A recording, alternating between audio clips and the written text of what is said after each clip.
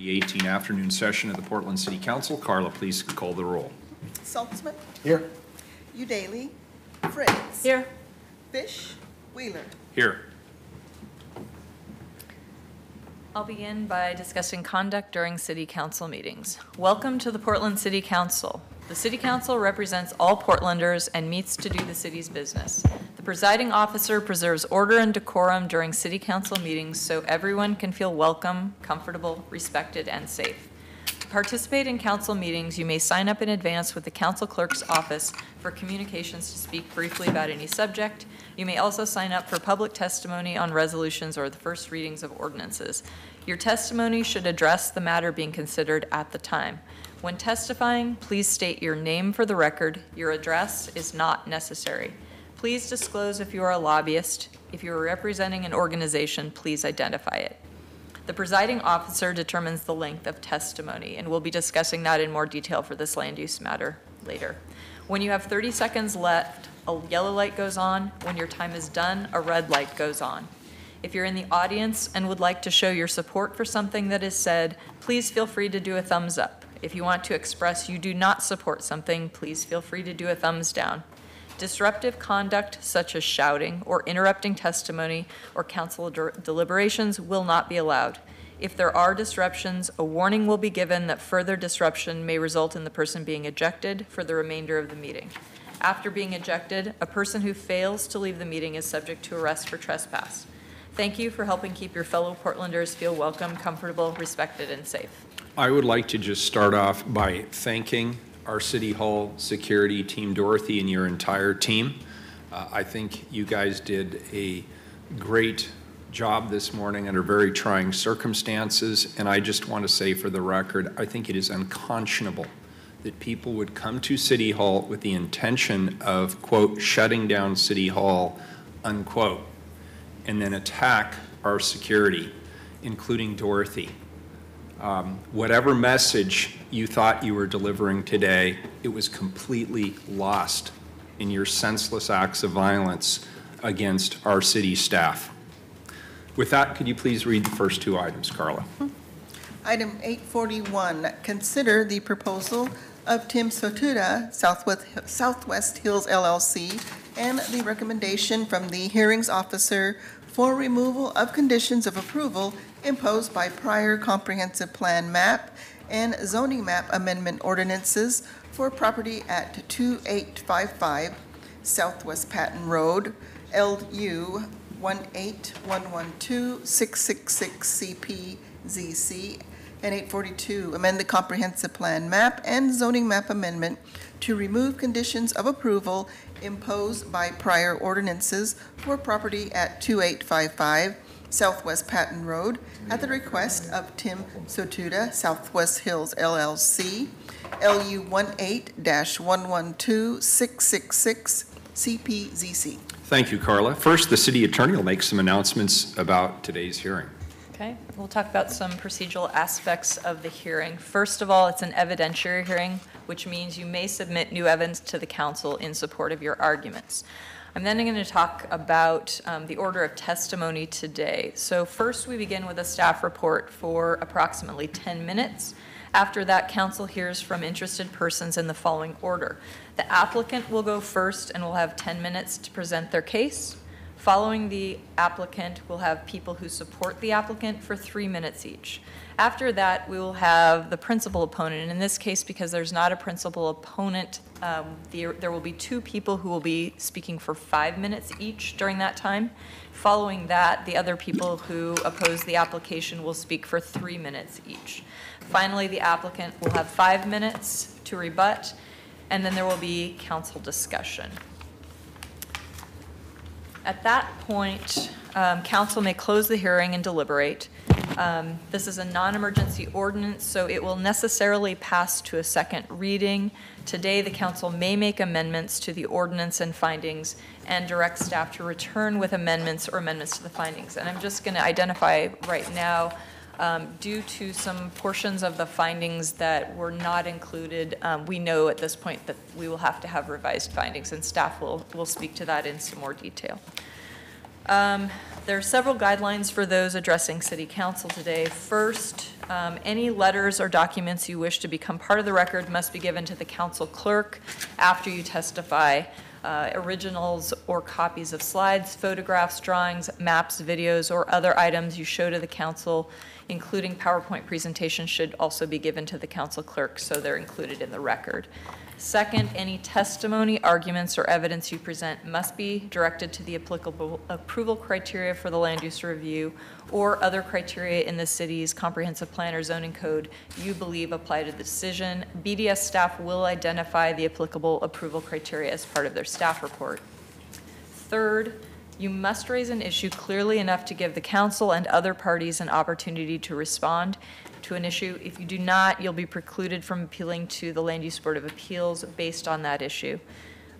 Finally, the applicant must raise constitutional or other issues relating to proposed conditions of approval with enough specificity to allow council to respond. Otherwise, the applicant will be precluded from bringing action for damages in circuit court. And that concludes the attorney's remarks for now. Very good, thank you. Do any members of the council wish to declare a conflict of interest? Here, I'll start. Commissioner Fish. And Commissioner Fish, just for clarification, I'll ask about ex parte conflicts next, if this is specific to Oh, I the have legal no definition. conflicts, no. Very good. No commissioners declared any conflict of interest. Does any member of the council wish to declare ex parte contacts or other information gathered outside of this hearing that they'd like to disclose? Commissioner Fish? Yes, at the request of members of the Southwest Hills Residential League, my Chief of Staff, Sonia Schmansky, and Policy Director, Asena Lawrence, met with a number of citizens for approximately 30 minutes. At the request of the Property Owners Council, my Chief of Staff met with Attorney Christy White for approximately 30 minutes. I have not been briefed on the particulars of either meeting. I also got a letter from Bill Failing. I read about half the letter until I realized it was relevant to this proceeding, so I gave it to my staff. And other than that, there's nothing that prevents me from being impartial in the deliberations of this matter. Are there any others who'd like to declare? Yes. Commissioner Saltzman. Yeah, my remarks are identical to Commissioner Fish. The Southwest Hills Residential League met with my Chief of Staff, Matt Grum, for approximately 30 minutes. And also at the request of the Property Owners Council, Matt also met with her, Christy White, for approximately 30 minutes. And I have not been briefed on the particulars of the meeting. Very good. Commissioner Fritz. I received an email from David Olson, the former director of the Office of Community Technology, who's here today, approximately over a year ago. It was before this land use application was submitted, and he asked me to look into the conditions of approval, and I don't remember what we did at that point, and I didn't go back and look at the correspondence. Claire Adamsick on my staff met with some of the neighbours. She told me that the main takeaway from the meeting was that the neighbours are only focused on the retail and are not objecting to the other conditions going away. So if that's not the case, then please make sure you tell me in your testimony. I don't think I've read any emails on this issue. And I think that's the sum of my contacts outside of the record. Very good. And I have an identical scenario. One member of my team, Michelle Plembeck, met with the Southwest Neighborhood Association, and she understood that that would be an ex parte contact and therefore could not share the information of that session with me, and she has not. I've been briefed with Michelle on the procedural issues around this issue, but not on any of the substance. So with that, is there anybody here who would like to ask any of the commissioners any questions about their declared ex parte contacts? I do not see anyone who has requested that. All right, so we'll begin with the staff report for 10 minutes, please. Good afternoon and welcome. Good afternoon, Mayor Wheeler, Commissioner Fritz, Saltzman, and Fish. I'm Mark Moffett, Bureau of Development Services. I have a very brief presentation, but I'll be available for questions later. So again, the case file number today, LU 18-112666, CPZC, and I am here representing the hearings officer recommendation. So in summary, and I'll mention briefly, I do have Kurt Kruger and other PBOT staff here. There aren't any big PBOT issues, but if you'd like to speak with Kurt, he's available. In summary, the proposal is a comprehensive plan map and zoning map amendment to amend prior conditions of approval from an old zone change and the related ordinances at the former Stroheckers or Lamb's Thriftway grocery store site in Portland Heights. This is unusual because there is no change in the zoning map proposed. We are simply, by the code, required to go back through the same process we did that applied those conditions. So in 1984 and 1988, they did comp plan zoning map procedure to get these ordinances and conditions in place. So we have to go back through that same process to amend or delete them. This is just a sort of abbreviated and partial list of the conditions, but generally the request is to remove ordinance conditions requiring that the site use be limited to a grocery store. Those conditions also prevented expansions or exterior changes to the building. There are some parking and loading restrictions that go a little beyond normal zoning code requirements. There are several conditions that restate other code requirements that would apply regardless.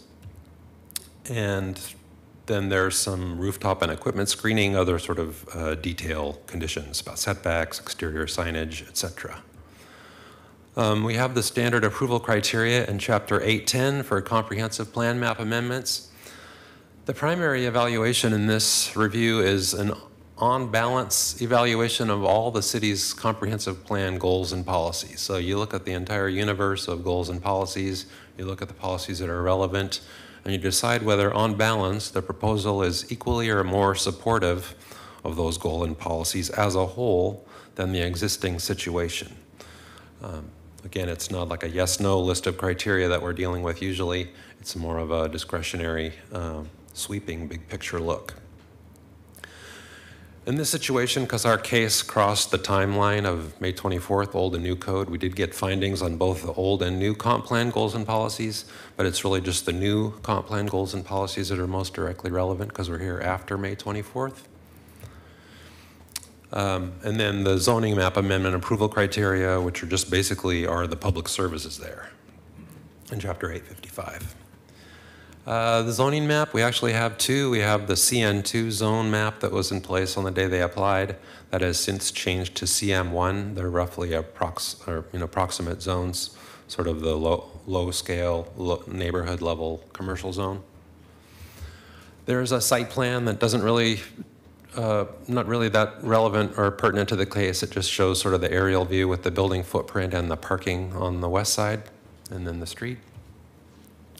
This is another aerial view just showing you the site in relation to the surrounding neighborhood. Lots of single-family homes, nice, well-maintained homes, and Portland Heights Park immediately to the west, and where frontage is on Patton Road.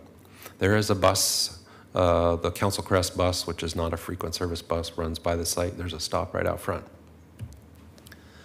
And just a picture from Patton Road looking back at the existing building. It's just really one story from the road.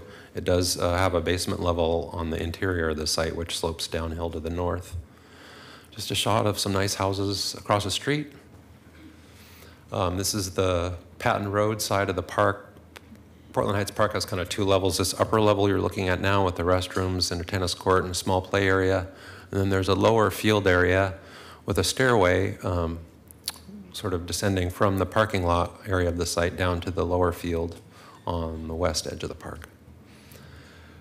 This is a vast simplification of the neighborhood comments, but the Southwest Hills Residential League has expressed concerns about several of the relevant goals and policies and would like to retain, I'll let them speak for themselves, but they are looking for retention of the grocery retail use at the site and possibly some involvement in the future changes at the site.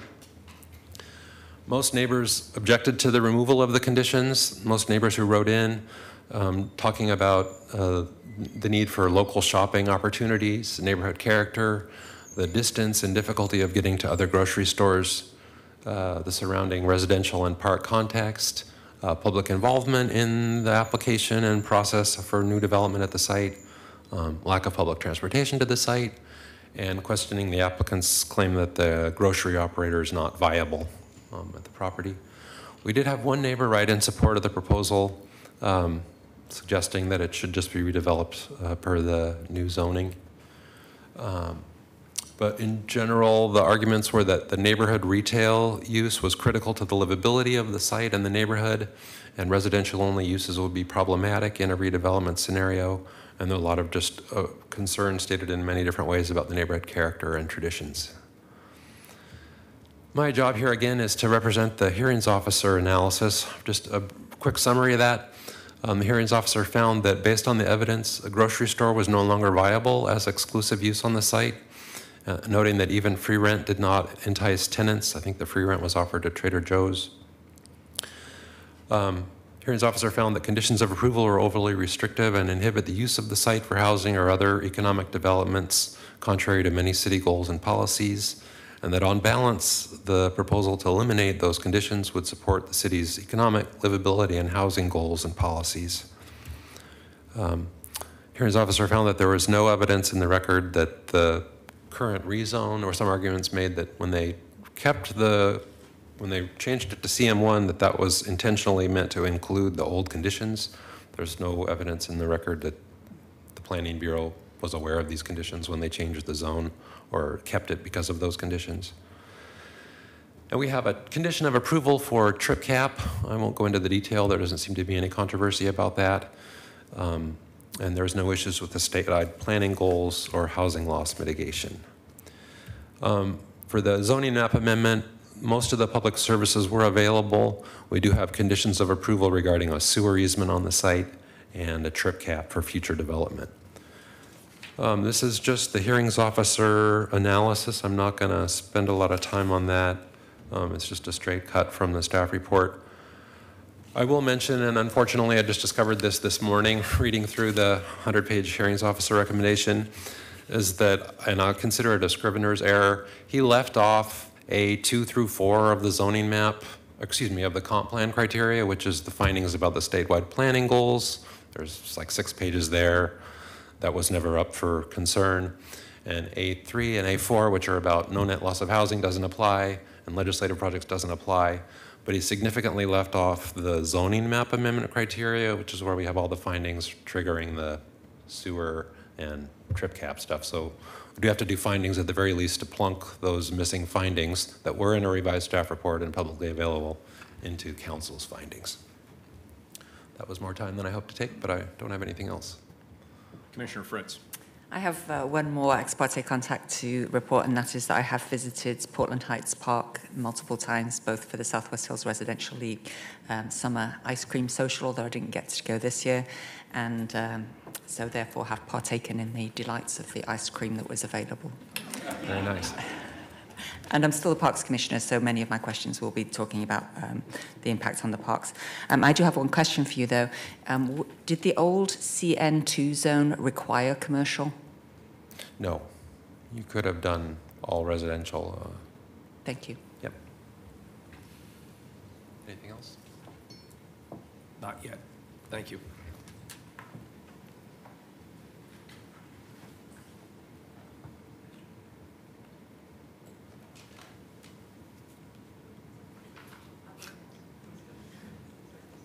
Could you speak into the microphone? Yeah, sir?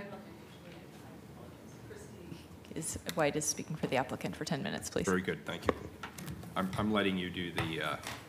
I know, and I was aware of that, but I seem to have forgotten, so I'll be on it next No time. worries. Sorry. No, that's good, thank you. Good afternoon. Hi, good afternoon. I am Christy Carlson-White, appearing for the applicant, and with me here is Renee France, who's also been working on this case through the lower levels.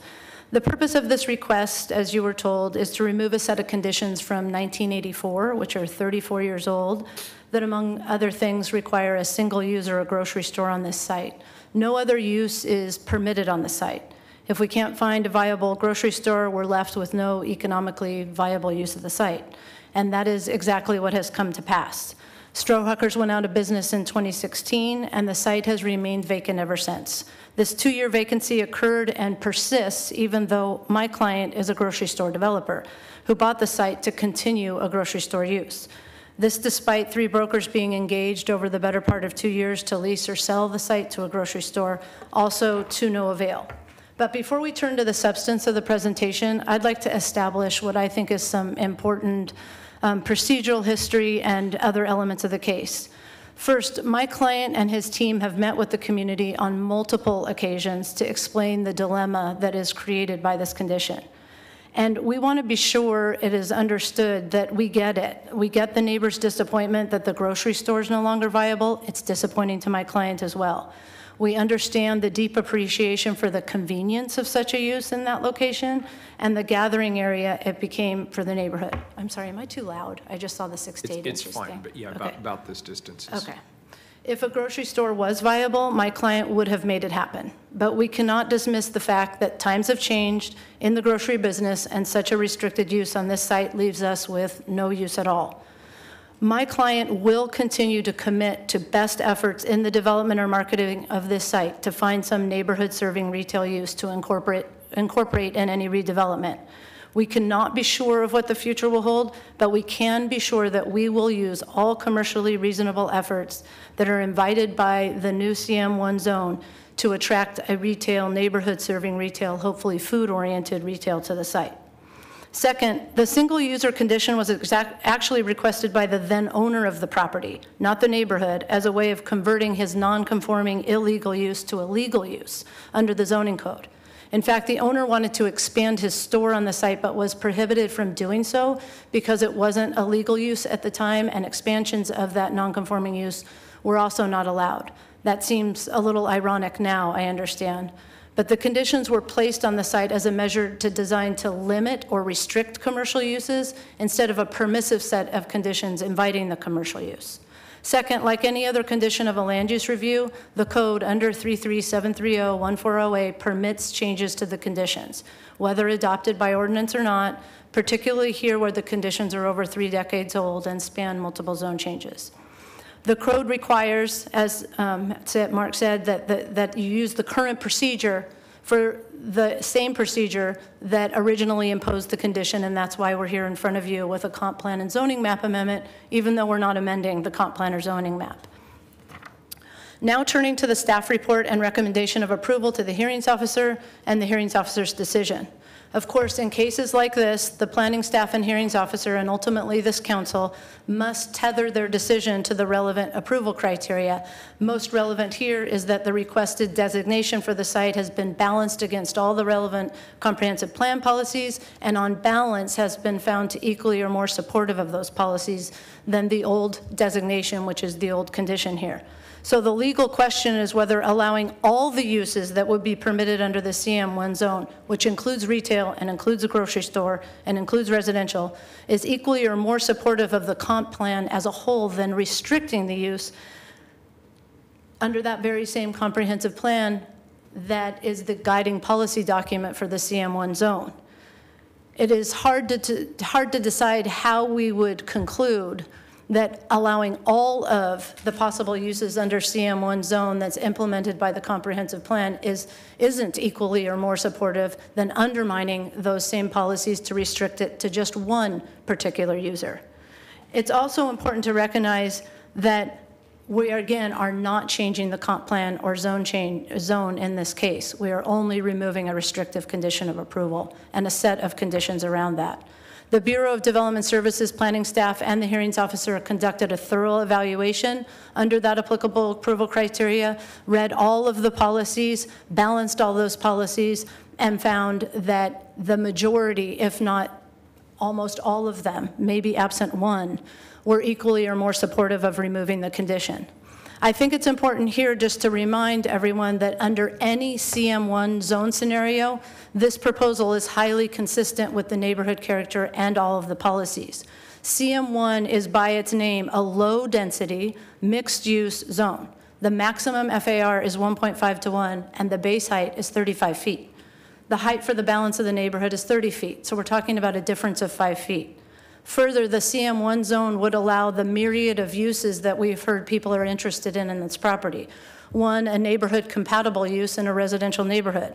Two, a retail use without any residential use at all would also be permitted in CM1 and seems to be even preferred by some who've been involved in this case. A mix of residential and retail uses is also permitted in CM1 and seems to be preferred by still others in the neighborhood. I guess the point here is that each one of these scenarios is permitted, and all are consistent with CM1 zoning and consistent with the neighborhood character and compatibility and neighborhood serving convenient retail uses. We are not aware of any other CM1 zoned property in the city of Portland or any other neighborhood in the city of Portland that is permitted to handpick a use within a zone, like retail use, and demand that only that use be allowed, even if that use is no longer feasible. That allowance would be a super spot zone and completely inconsistent with the city's comprehensive planning efforts. Lastly, the CM zone is a, quote, small-scale zone intended for sites in dispersed mixed-use nodes within lower-density residential areas. The zone allows a mix of commercial and residential uses. Development is intended to be pedestrian-oriented and compatible with scale and characteristics of those adjacent residentially zoned lands. That code language exactly describes the relationship of this site to its neighbors. It's small scale, it's a dispersed mixed-use node, it allows a mix of residential and commercial uses, and it's pedestrian friendly. Thus, the staff and HO and hearings officer found that on balance, this proposal to lift the single user restriction and restore the balanced CM1 zone was equally or more supportive of the comp plan than leaving the restriction. I just want to address really quickly evidence in the record about the extensive efforts, because I just think this is a really important issue. The zoning code doesn't necessarily require that you demonstrate your efforts to disprove a use, but there is a condition here that requires grocery only, so I think it is relevant and appropriate for the neighbors to know what kind of effort we went to. The applicant provided evidence of the extensive efforts to attract a grocery store. There's a letter in the record from Marcus and Millichap, Exhibit 2 to the application, detailing the effort to market this to 12 different identified grocer co-ops, other brokers and developers in the grocery industry, nearly unanimous feedback that the site did not have the population density to justify even a small or urban grocery concept, and the location wasn't expected to pull customers from other submarkets. The letter is supported by another letter by Stephen Neville, who was also involved in those efforts, reaching the same conclusions. And perhaps the most telling evidence is that Trader Joe's was offered an opportunity to set up a grocery here at the site for a period of 1 year without rent, and they weren't interested in the offer. It probably would have been appropriate for a year, but what they said is the long-term viability of that grocery after a year of free rent was not something they could invest in. Some have argued that 2 years is not enough vacancy to demonstrate that a grocery use is not viable. We can tell you with the utmost confidence that it's quite long enough for a property owner who has no economically viable use of the site during that term. And finally, and most importantly, if a grocer ever does become a viable use on this site again, any level of grocer, a small meat and cheese deli to a grocery store, it would be allowed use under the city's adopted CM1 zoning. Thus, removing the condition does not remove the option for a grocery store, a cafe, an ice cream shop, a bagelry, any other thing that would be viable in the future. If we can market this site as a true CM1 zoned site, which allows any developer in Portland to potentially develop a mix of residential and neighborhood serving retail, we have a much better chance of attracting the very user that the neighborhood is interested in seeing at this property.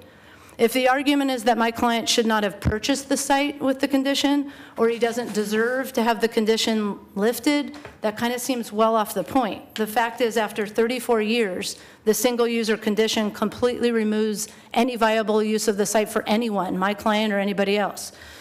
And there's no sound planning reason to now undermine that CM1 zoning when it in fact invites and would implement what hopefully the neighborhood would appreciate on the site. The CM1 zoning is exactly what this site needs to fully serve the neighborhood and the dispersed mixed-use node. Therefore, we're asking you to uphold the staff recommendation and hearings officer. So, Mayor, I have a question. Commissioner Fish. Yeah. So, Ms. White, you said at the beginning that your client commits to making best efforts to find neighborhood retail use, all commercially reasonable efforts, Yes. blah, blah, blah. We may hear a request later that get memorialized as a condition of approval. And could you give us your best sense of the difference between your representation and a condition of approval and what your view is of that? Sure. So they could be the same thing, a condition of approval that requires some commercially reasonable best efforts that are typical in the industry. My concern with that language is probably your concern too, and planning staff's concern and the neighborhood's concern, which is how do we prove it? And what kind of slippery slope is that, and what standard do we use to judge whether or not we did well enough? A replacement for that is a time period. We do well enough for 3 months, 4 months, and then we demonstrate what those efforts were. After being able to market the property as actually a CM1 zone property. See, that's a fact here. It's a simple fact, but I think it's a really important one. We haven't been able to go to the market with a CM1 zone. We've only been able to go to the market with grocery store only, and we have completely failed. So the opportunity to go to the market with CM1 zoning and say, look at this, it's a neighborhood dispersed mixed-use node. Look at the support you have for a neighborhood serving retail use, and emphasize that in the marketing efforts. And then I feel pretty confident that with the development community that we have in the city of Portland, who knows exactly how to do that, and have an ice cream store next to a park in a residential neighborhood, we could pull that off. The only concern is, how do you measure that? What needs to be proven? What is a commercially reasonable best effort? And how will that operate as precedent and other efforts on other sites that are in CM1 zone? But just make no mistake that my client is ready to market this heavily as a CM1 zone property that would attract such a use. Thank you.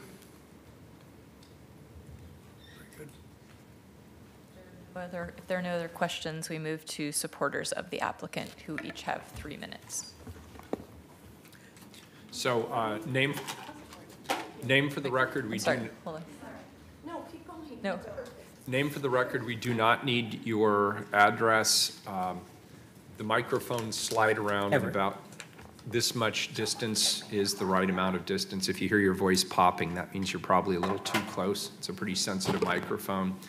When you have 30 seconds left, you'll see the yellow light come on, and when your time is up, you'll see the red light come on. We just ask everybody, when you see the yellow light, wrap up your points, and when the red light comes on, please stop so other people can testify. So it's my understanding that there's nobody signed up on the supporters of the applicant, so we'll move. That was a lot of to- wasted breath then. There you go. Well, there are other people who will testify. Good. The principal opponent, which is the two folks who want to do 5 minutes of testimony. Very good. Is that 5 each or 5 total? 5 each. 5 minutes each.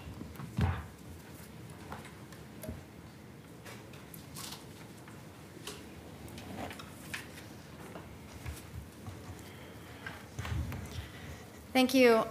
Good afternoon. My name is Carrie Richter. I'm an attorney at the law firm Bateman Seidel, and I represent Blythe Olson, who is a neighbor who lives across the street from the subject property.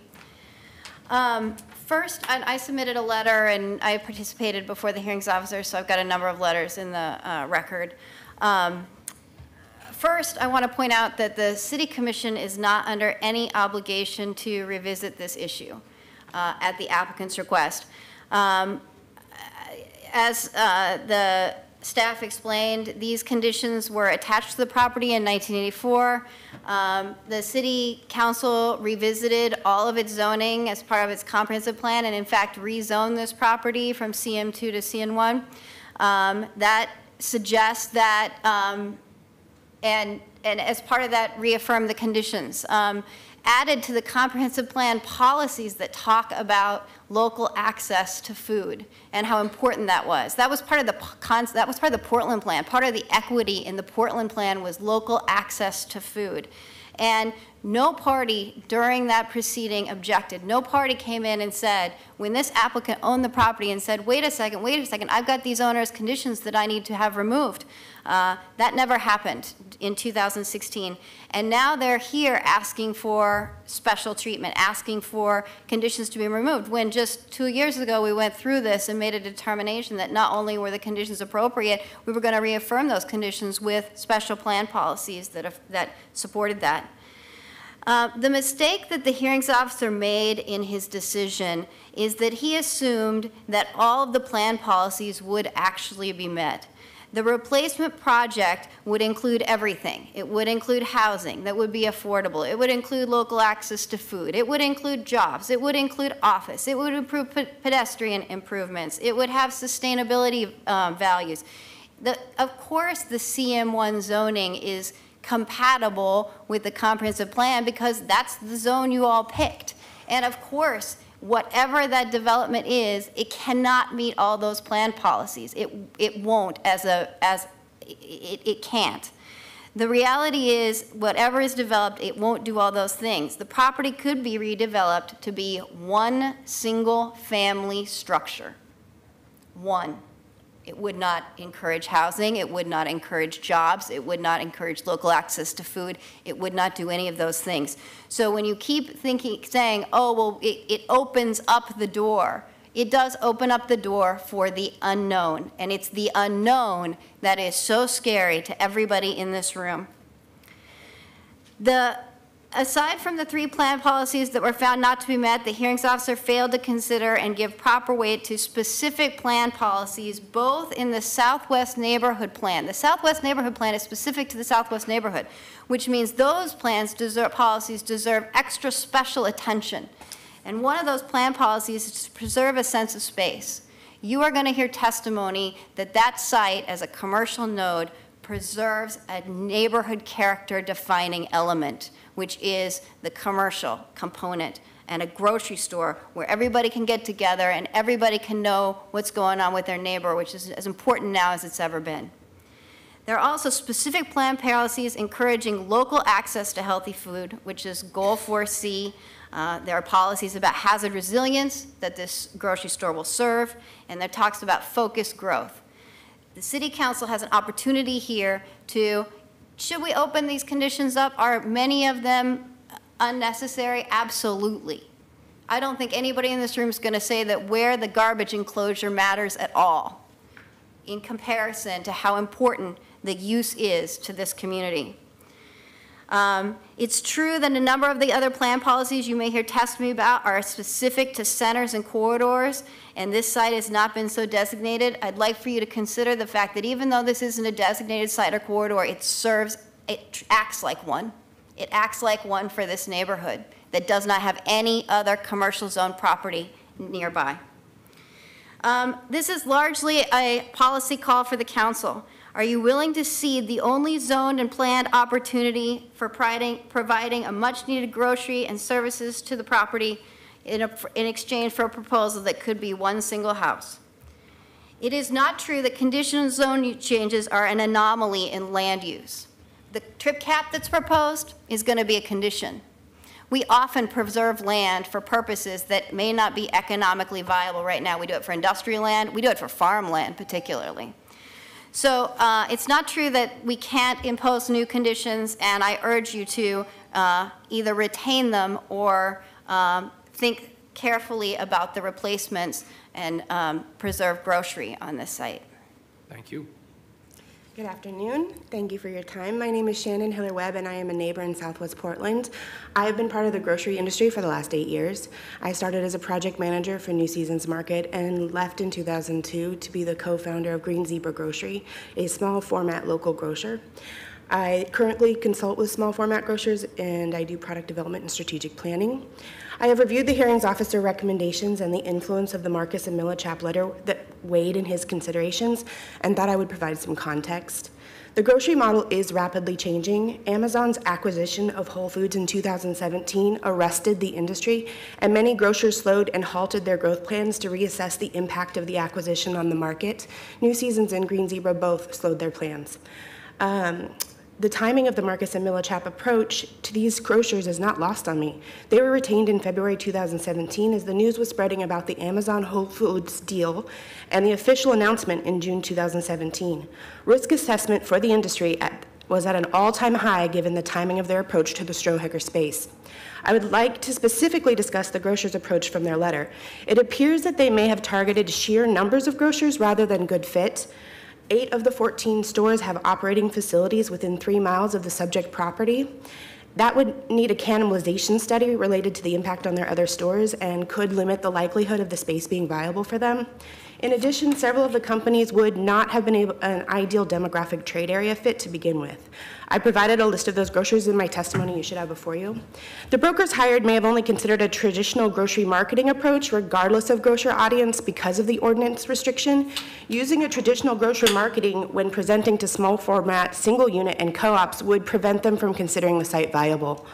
Marcus and Millichap did not support their letter with evidence such as site overview, terms or market analysis to determine grocery store viability that would allow me to come to the same conclusion as their approach findings. I have provided a list of those grocers as well. If I may take a moment to specifically address a couple of the other grocers listed, Trader Joe's faced neighborhood opposition from Portland residents in 2014. Their new store announcement was met with gentrification concerns and protests, and they withdrew. I'm not certain that we would be the right trade market as there's high demand for their brand nationally. Thriftway was the last tenant, so I'm not quite certain if they never considered that the right site, why they would be reapproached. Providor is a standalone multi-tenant store that opened in February 2016, and I'm not certain it was the right timing while they were still perfecting the current opening. Market of Choice has a small format store in South Burlingame. It is not their core competency, and I don't believe it will be a venture that they will pursue with a similar footprint. Natural Grocers was a likely candidate based on demographics, growth strategy, and site specifications. They seek underserved areas, especially for those seeking healthy options, and often act as an anchor to community shopping areas, and they are considered a national small format grocer.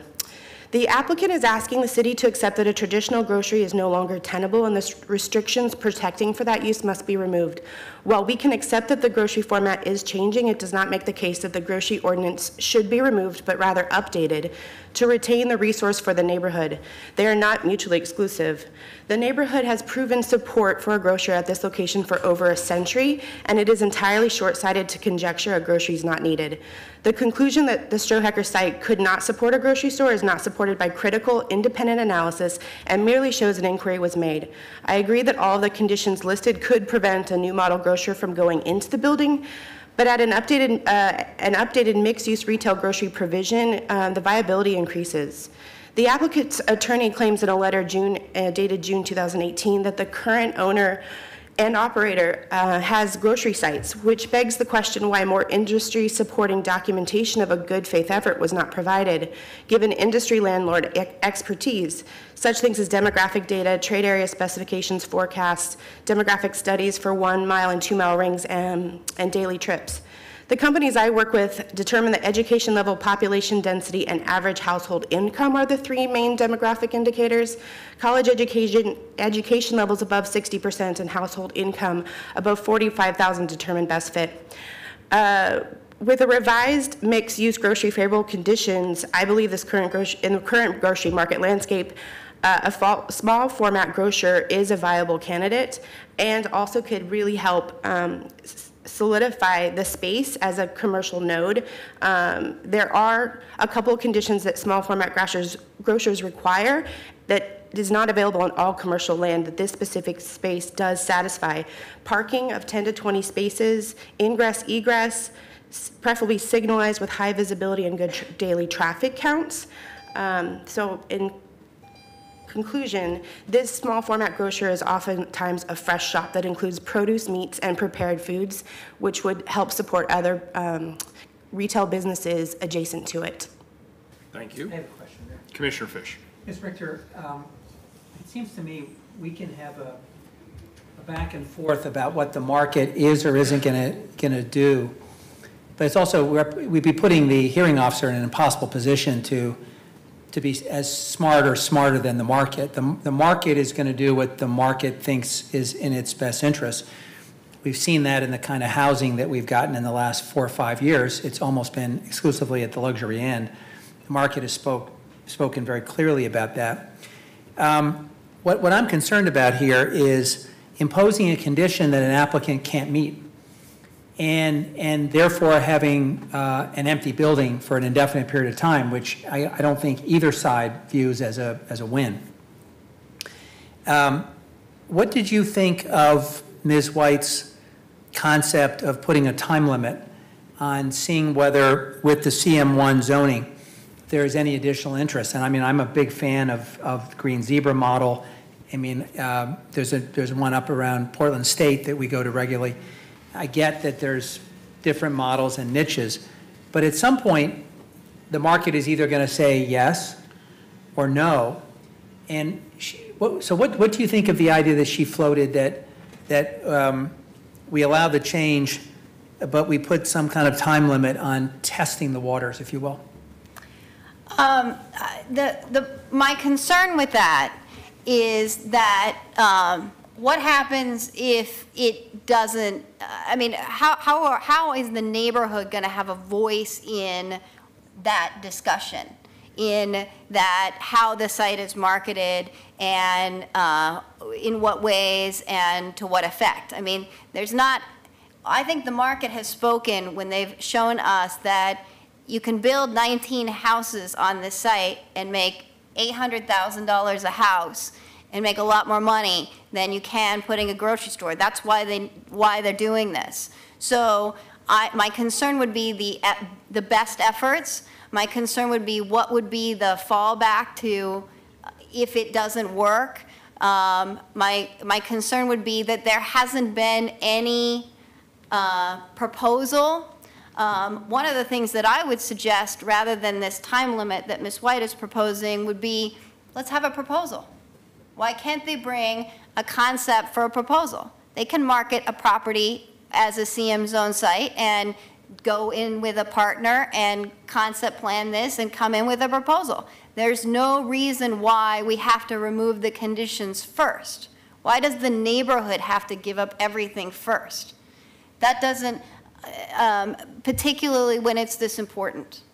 So I would say let's hold off. If we need to hold off, if we need to set a time so the developer has some, or the applicant has some certainty, let's hold off for 6 months and let them try to market the property for CM1. So what's a good example of precedent for us where we've had a similar set of facts? You know, I'm struck by the fact that there's a lot of nostalgia here for when there was a Strohekers and a neighborhood gathering place. I grew up in a very small town in upstate New York. If someone had said we're taking away the diner or the movie theater or the corner news store, I would have stirred the same feeling. But I'm also cognizant of the things change, business models change, the world changes. What's an example of a precedent that you can point to where we've grappled with this issue in some form or fashion? I can't name you a precedent in Portland. I think you do as a legal matter when you preserve industrial land. We don't look at whether manufacturing is the highest and best use for land when we preserve it for industrial uses. But in fairness, the industrial land issue is very different because whatever we do on industrial land has consequences to other parts of the comp plan.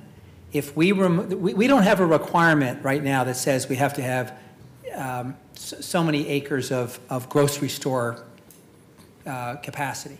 Now, we're a city that's committed to addressing these deserts, these food deserts. We care about access to healthy food, but when it comes to industrial land, if we degrade industrial land, then we potentially get out of step with state law in terms of requirements of setting aside enough industrial land. We can argue about whether we're getting the biggest bang for the buck in terms of jobs on the industrial land. But that seems to me entirely different than the grocery store example. It doesn't have the same related public policy concerns. We're not going to get in trouble with our state friends over not having an adequate supply of grocery store land. I mean, I appreciate that it's not, the protection of grocery stores is not a state law. I fully appreciate that. But you have, in effect, made it a city law by identifying it as many times and as many ways as the benefit realized by local access to food and the walkability and the sustainability values that are achieved with that. But conditional zone changes happen all the time. And the example I can give you, because I'm the deputy city attorney for Oregon City, in Oregon City, land gets annexed. And when land gets annexed, people have to give up certain rights in order to become annexed. And as part of that, we condition what they can do. We impose limitations on when they can connect to services. I mean, there is a trip cap that is proposed for this. A trip cap is really no different. It's a limitation on trips because it's what the capacity our road can handle. Limiting the zoning because this is the place where a grocery store should go is really no different in terms of looking at what the policies we've identified and working hard to achieve them. Thank you. Commissioner Fritz and then Commissioner Saltzman. I really appreciated your expert testimony. That was really interesting, and I haven't read all of the details that you mentioned. Thinking of the Hillsdale community who had a grocery store that went into various different ownerships and is now a food front. Was food front co-op looked at as an option? It was not identified as one of the co-ops that in the letter. They only broadly said co-ops. I think I can't speak to it specifically because it wasn't identified. Yeah, I noticed that everybody's got, well, many people have the 1,000 strong buttons on. And I know that the co-op model is based on memberships and people basically committing to shop there. So I'm a member.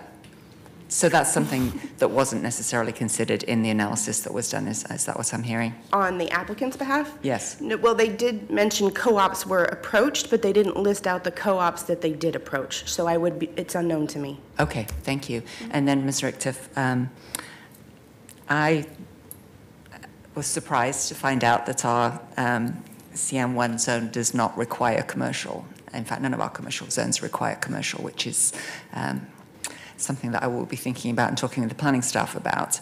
But then the CN2 didn't either. Are your clients, is the neighborhood completely fixed on a grocery store, or would any kind of retail requirement to provide some kind of place where you could walk to get food be a second best? I believe, I represent only one owner, but my understanding is that the commitment right now is for some fresh access to food. And that fresh access to food is critical. Yeah. So that's something I'll be looking to hear in testimony as to whether it has to be a full service or specialty grocery store, or whether the other options, the bagel shop or restaurant or whatever. Because I think there's only a few neighborhoods in Portland where there's no commercial properties. And so to me, looking through the comprehensive plan, and knowing that area, particularly in the relationship to the park, there does seem to me to be some need and desire for, if we're going to talk about a 20-minute neighborhood, this neighborhood's not going to have a 20-minute service on a lot of things, but it wouldn't have any option for food purchase if this goes away, correct? Correct. Commissioner Saltzman. So who do you represent, Ms. I Richter? represent Blythe Olson, who's a property owner on Patton Road. Oh, property owner. No, property owner. Okay, when you said owner, I was thinking like No, retail. a property Retail. owner. Okay. So I guess, I mean, I appreciate your expertise, appreciate your testimony, but, I know from all of our hopes and aspirations as a city, we want grocery stores everywhere, and they're very hard. They have their own chemistry, as you very well tested in your testimony. It's very hard to jawbone a grocer into opening at a location we want them to open at, whether it's South Waterfront, whether it's right over here, River Place. We've tried, and they have their own calculus, and they say, thanks for the attention, but no thanks. So I really, as much as I have fond memories of Stroheckers and everything else, I really think we're trying to put a square peg into a round hole, and it's just, we can hold on to this notion maybe as long as our memories want to endure, but I haven't seen anything happen there since Driftway and Stroheckers went away. But we also have more opportunities and different varieties and different types of grocery stores than we've ever had before. 10 years ago. Right, which all those things should mean somebody should be there now. Well, there should be a green zebra there. There should be a food front. I mean, by all accounts, they should be there by now, and they should have been open for 2 years at least. May So I say something? why? I can't confidently say why, because there wasn't any evidence brought before the hearings officer to show their good faith efforts in tailoring a marketing plan to capture something other than a large format grocer. Now, I get that they have conditions on there, but it doesn't preclude the other new market landscape to exist there when they've only been marketed to with conditions and a traditional grocery approach. Again, there was really no evidence provided other than a list of groceries, so I can't confidently say how they were approached, but I think it's premature for us to say without that evidence that there aren't potential rent And so, clients. but by removing the conditions, doesn't that really, I think as the owner's representative said, that opens up all the possibilities in the world It for does. any kind of a market or anything else for that matter, but is that what the fear is? That it's I going to become a residential property? Or, Well, I can't speak for the neighborhood necessarily. I can speak to my area of expertise. I think there's not a lot of commercially zoned properties that suit a grocery store, nor do I know of neighborhoods that have quite the limited commercial capacity that this neighborhood does. And again, in line with your own Portland plan and goals, removing this as a mixed-use grocery component with new conditions reflecting the new grocery environment, I think is a loss for this community forever. They will never see this commercial property come back. There is not a single other commercial property within their zone, their neighborhood, that will allow for it to ever come again. That's a serious deficit that they will never regain. And again, there's certain conditions that are required to even have a small format grocer that are suited in this space and no other. so why, in your opinion, did Stroheckers and Thriftway not make it? Well, I haven't seen their business plan, and I actually think that But, they had a following. I don't actually That think they were following's there. here in this room. Yeah. It's served, both those stores served as strong community focuses for how many decades? I don't know, but why did they fail? I mean, again, I can't speak to them specifically, but I can talk about trends in the market. If they weren't updating their product mix to reflect organic, that's a huge shift in how people are purchasing. If they were staying with the conventional produce, I think, again, our information shows that a higher educated, a higher income person seeks out organics. If that product mix was not right for the neighborhood and they didn't understand that, nor were they testing it, that's a business failure. If they didn't have the right marketing approach to this particular demographic and the commuter daily trips through, I mean, that could be a deficit to why it didn't work. I don't know if the landlord increased the rent on the property that no longer made it viable. I mean, I don't know the conditions of which that specific store failed after grocers did not fail. I mean, we're successful for a century there. I can't speak specifically to why that one failed. I mean, I think you have to constantly be present with what the market is and respond to that, and that takes effort. And I don't know if that's what they were applying to that neighborhood. Okay. Thank you. So can I go back? So you represent a single property owner, Correct. and does your client object to a multifamily development at that site? Not if it included a grocery component. And what's the maximum density in that site? I think we calculated about 35 units without any non-residential use. So your client would be fine with a substantial apartment building as long as in the ground floor there was some kind of grocery store. And does the hearing officer's report, and particularly around trip generation, support that kind of density? It can't support 35 units plus a retail or residential. I think we figured out, I can't remember exactly what we figured out in terms of how many units you could have plus a 10,000 or so square foot grocery, but we figured it out, I think it was about, I don't know. You actually, in your packet, I'm assuming you have a packet before you, you will have scenario models by Winterbrook Planning, and there's 5 scenarios presented to you with the trip cap considered in all 5 scenarios. Okay, but this is our chance to actually have you answer the questions. Sorry. And I don't have that packet, so. You don't? So what is the, if you have the, from your point of view, the ideal grocery store, how many units are left? I think about 22. Sorry, I don't know. Which one are you referencing? So those are all the scenarios. About 25, Okay. about 25.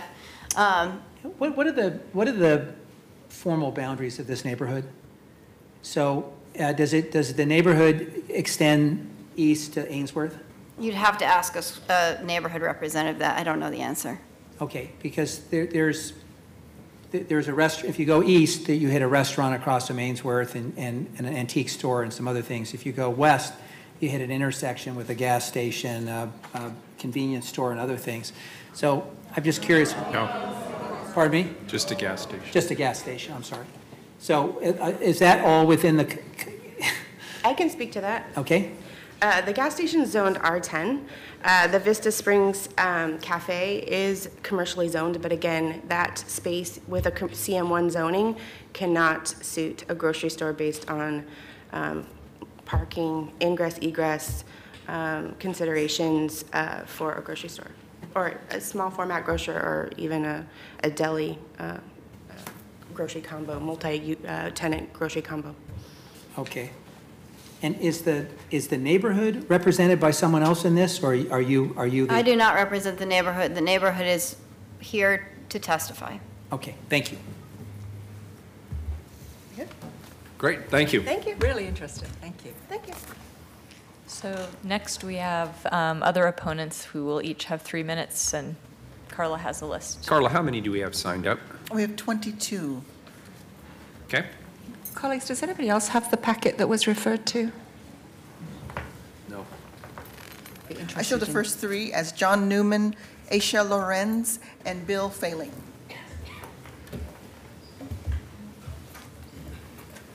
Good afternoon. Good afternoon. My name is John Newman. I am the co-president of the Southwest Hills Residential League. There are two presidents. I'm one of them. Nancy, the other president, will be speaking today as well. We are the neighborhood association that overlays the Patton Street property.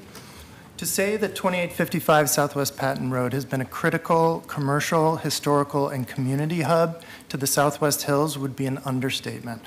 For over 100 years, the former Strohecker's Market has been an important focal point for the history and character of the neighborhood. Myself and many of our neighbors purchased our homes in the neighborhood knowing that this property would be protected as an amenity-based, walkable retail node for our community. Swirl has followed this matter closely and testified at both May hearings addressing specific comp plans goals point by point on why we feel that the application is off balance. We've also proposed and offered to collaborate with the owner to find an agreeable solution that meets the neighborhood's, landowners, and city's goals and needs.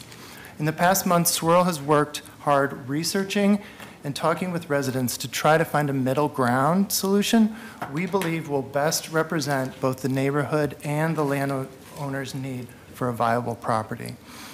The Swirl Board's position is to support the removal of the grocery store only and 24 related conditions in exchange for a new mixed-use grocery condition with the goal of ensuring some neighborhood retail space on the property, which CM1 does not require. Such a condition should include square footage dedicated to a small format grocery store, and we've just heard expert testimony about the viability of such a format in our neighborhood. Additional square footage should be dedicated to other small shops that sell foods and services, such as a coffee shop, bakery, or cafe, but not offices. We are willing to discuss reasonable new conditions with experts, and we'll be in fact presenting some viable scenarios put together by an expert today, and I believe that those were just referenced as being in your packet. The 1984 ordinance and amendments represent a consensus between the neighborhood, the city, and the landowner that this property is integral to the livability of the Southwest Hills. They were put in place to ensure that this property would remain a retail amenities-based benefit to the community. we believe a new consensus can be reached. We thank you for your time and your attention to this important matter that has significant impact on the livability of the Southwest Hills neighborhood. Thank you. May I ask you a question?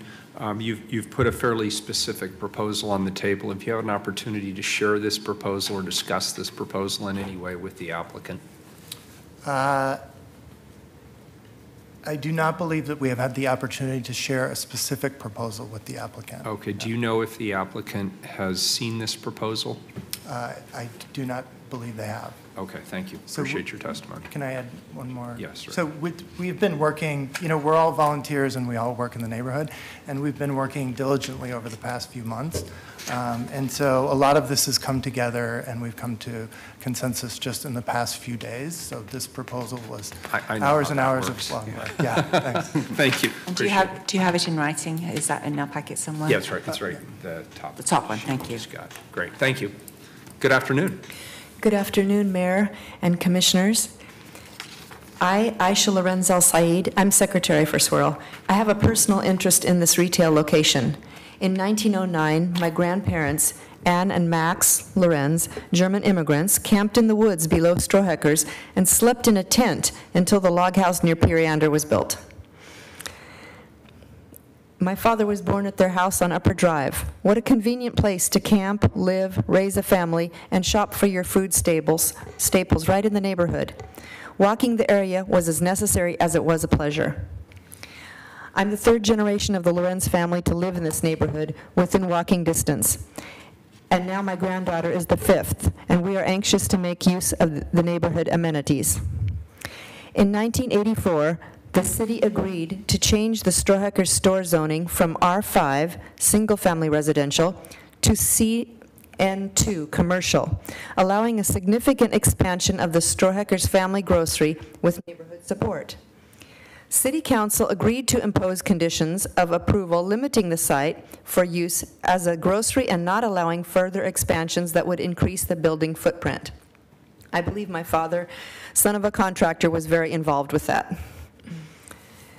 This was, as in effect, a binding contract that gave the property owner permission to erect a larger building up to a specified size, and in exchange, the neighborhood was assured that an invaluable asset for the community would remain. In early 2016, the grocery closed. The property owner applicant, Southwest Hills LLC, acquired the property in January of 2012 and was admittedly aware of the limitations specified in the 1984 ordinance at the time he purchased the property. The applicant is requesting conditions be removed, asserting that they effectively deprive the property of all economical viable use, with an unsubstantiated single claim that he has done his due diligence to prove a grocer is not a viable tenant. This request for elimination of all conditions in the ordinance would allow a wide variety of uses at a greater development intensity without any suggestion of what ultimate use will be proposed. The site is currently zoned CM1, which allows for commercial, mixed use, or residential only. It does not require any neighborhood serving retail component, though it has served as a one-stop shopping, offering a variety of services at the heart of our community, including a post office, pharmacy, espresso bar, bakery, deli, and liquor store. A grocery enjoyed success on this property for almost 114 years, from 1902 until 2016. The times and grocery landscape have changed substantially throughout the century, which is why this review is a timely approach, revisiting its future preservation. Thank you, and perfectly timed. Good afternoon. Yeah, good afternoon, Mayor Wheeler, fellow City Council Commissioners. Thank you for the opportunity to testify today. Most of you know me already, and I'm on the Swirl Board. I'm also a fifth-generation Portlander, and my family, past and present, have lived in this neighborhood for over 100 years. City history is most interesting to me. I have recently served as board chair of the Oregon Historical Society, and am a strong advocate for preserving those icons which should be preserved. My first memory of Stroheckers goes back to 1944. I'm not that old, though, am I? I have been able to experience its informal community value provided for neighbors, my family, and myself. Retaining space for a food market and retail allows this property to continue to keep its community focus. This property, aligning with the adjoining Portland Heights Park, enjoyed by kids and adults alike, is the perfect catalyst to energize this local community. The city's 95 neighborhoods are each unique and should be viewed with overarching goals of the 2035 Comprehensive Plan with a lens that tailors an approach to the assets and deficits of each neighborhood. The council's predecessors weighed in on the value and limitations unique to this neighborhood and valued this property as a resource that cannot be replaced. On multiple occasions, the city has reaffirmed its commitment to protect the option of a grocery store on this site by adopting a new comprehensive plan and tweaking the zoning from CN2 to CM1, a comparable zoning designation that allowed development limitations to remain in place. As council chose to affirm the very provisions that the applicant is challenging here, that decision should be entitled to significant, if not decisive, weight. The current CM1 zone allows a broad range of options from one single-family home, multifamily housing options, a commercial retail service, restaurant, or office use, or some combination of these uses. The ability to provide commercial retail or service uses with the same intention, scale, and variety that previously served the neighborhood will be difficult, if not impossible, once the use of limitations are removed. The hearings officer offered a fair and balanced review of the bulk of the ordinances, however, failed to recognize the singular value of this resource to the neighborhood. He also concluded that the removal of all ordinances would, on balance, satisfy the comprehensive plan policies, which would be impossible.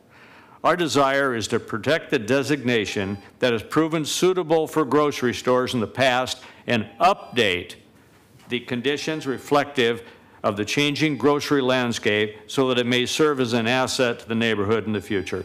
Thank you. Thank you. Thanks, all three of you. Next three, please. Are Mark Vanderveer, Jonathan Ader, and Dwight Stegner.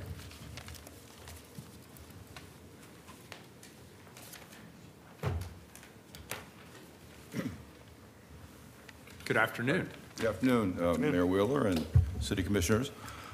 My name is Mark Vanderveer, and I'm a retired software engineer. I live at one of the 551 residences in the Southwest Hills that are within 1/2 mile of the Strohacker site. I've lived my current address for over 30 years, and I was a regular shopper at Strohacker's. And ask me at the end of my presentation as to why I think Strohacker's is no longer there, please. Okay. I believe we can all agree that most of the land use restrictions concerning the Strohacker site are either antiquated, irrelevant, or now superseded by current code. However, the hearings officer's finding around Ordinance 155609, which is the one that restricts the use of the Strohacker site to a grocery store, was flawed.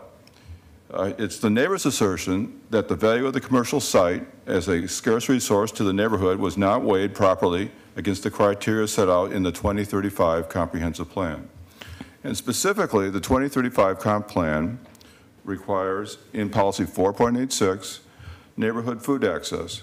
And the policy states, encourage small neighborhood-based retail food opportunities such as corner markets, food co-ops, food buying clubs, and community-supported agricultural pickup drop-off sites to fill in service gaps in food access across the city.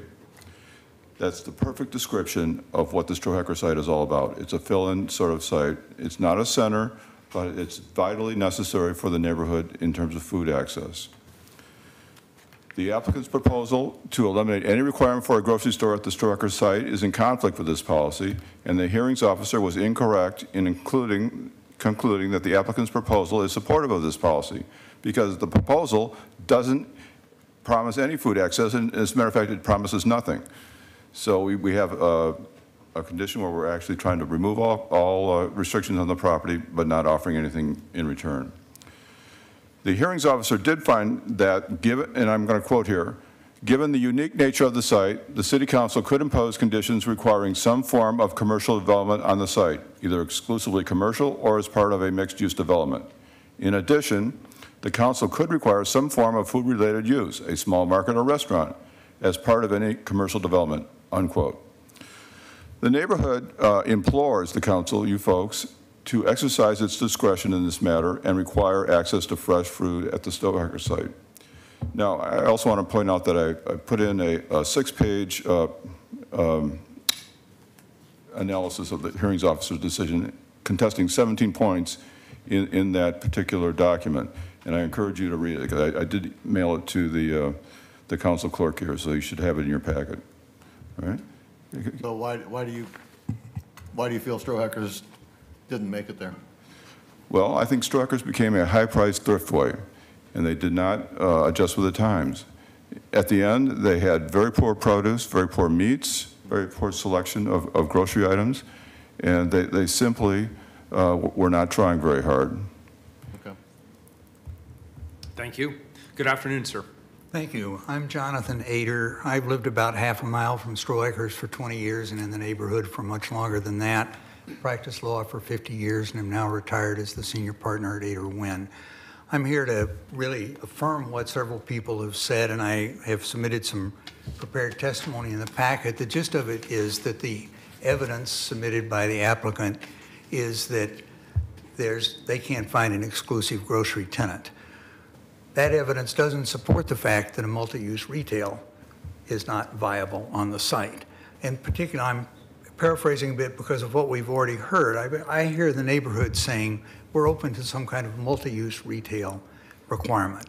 There's no doubt that the council has the ability to impose conditions on the property. That's what we have heard. That's what your city attorney has told you. That's what the hearing officer, in the language that Mr. Van Buren just cited, essentially invites you to do.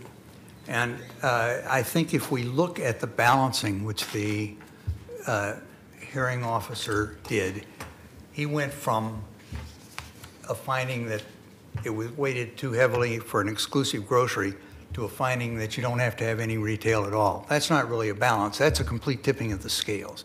Your challenge is to get to a balanced result. The neighborhood is willing to do that. And I would be happy to entertain some questions. I do want to say, though, as just a neighborhood mobilization prospect, the fact that you have 1,170 plus people stepping up and signing, saying we want to work to get something plausible here is meaningful. I've never been in an effort that's quite this well supported. Thank you very much. Thank you, sir. Good afternoon. Good afternoon. Mayor, City Council members, my name is Dwight Stegner. I'm a resident of Southwest Portland. I grew up less than a mile from Strohackers, and I remember visiting the store with my family as a young child. As I got older, I was able to make those trips on my own to meet my friends there for snacks and ice cream after school and during school vacations.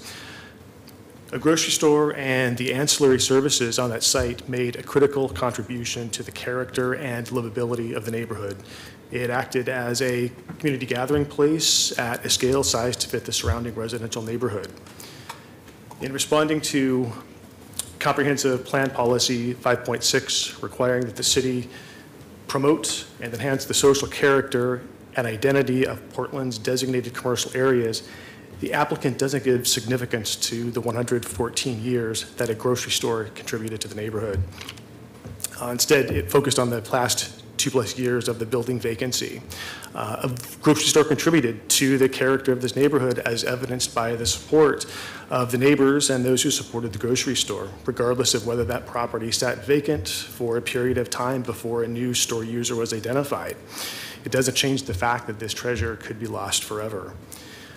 In many places, the applicant states that the health and social benefits resulting from the grocery store are no longer realistic because of market changes, and they're no longer viable. However, economic viability of the use is not recognized by the comprehensive policy plan or value for guiding planning decisions.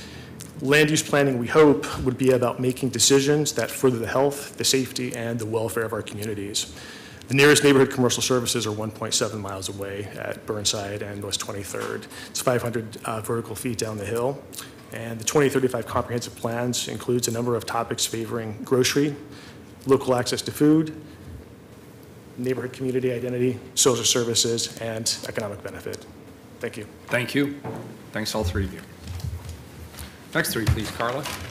Are Lauren Danahy, David Olson, and Nancy Seaton.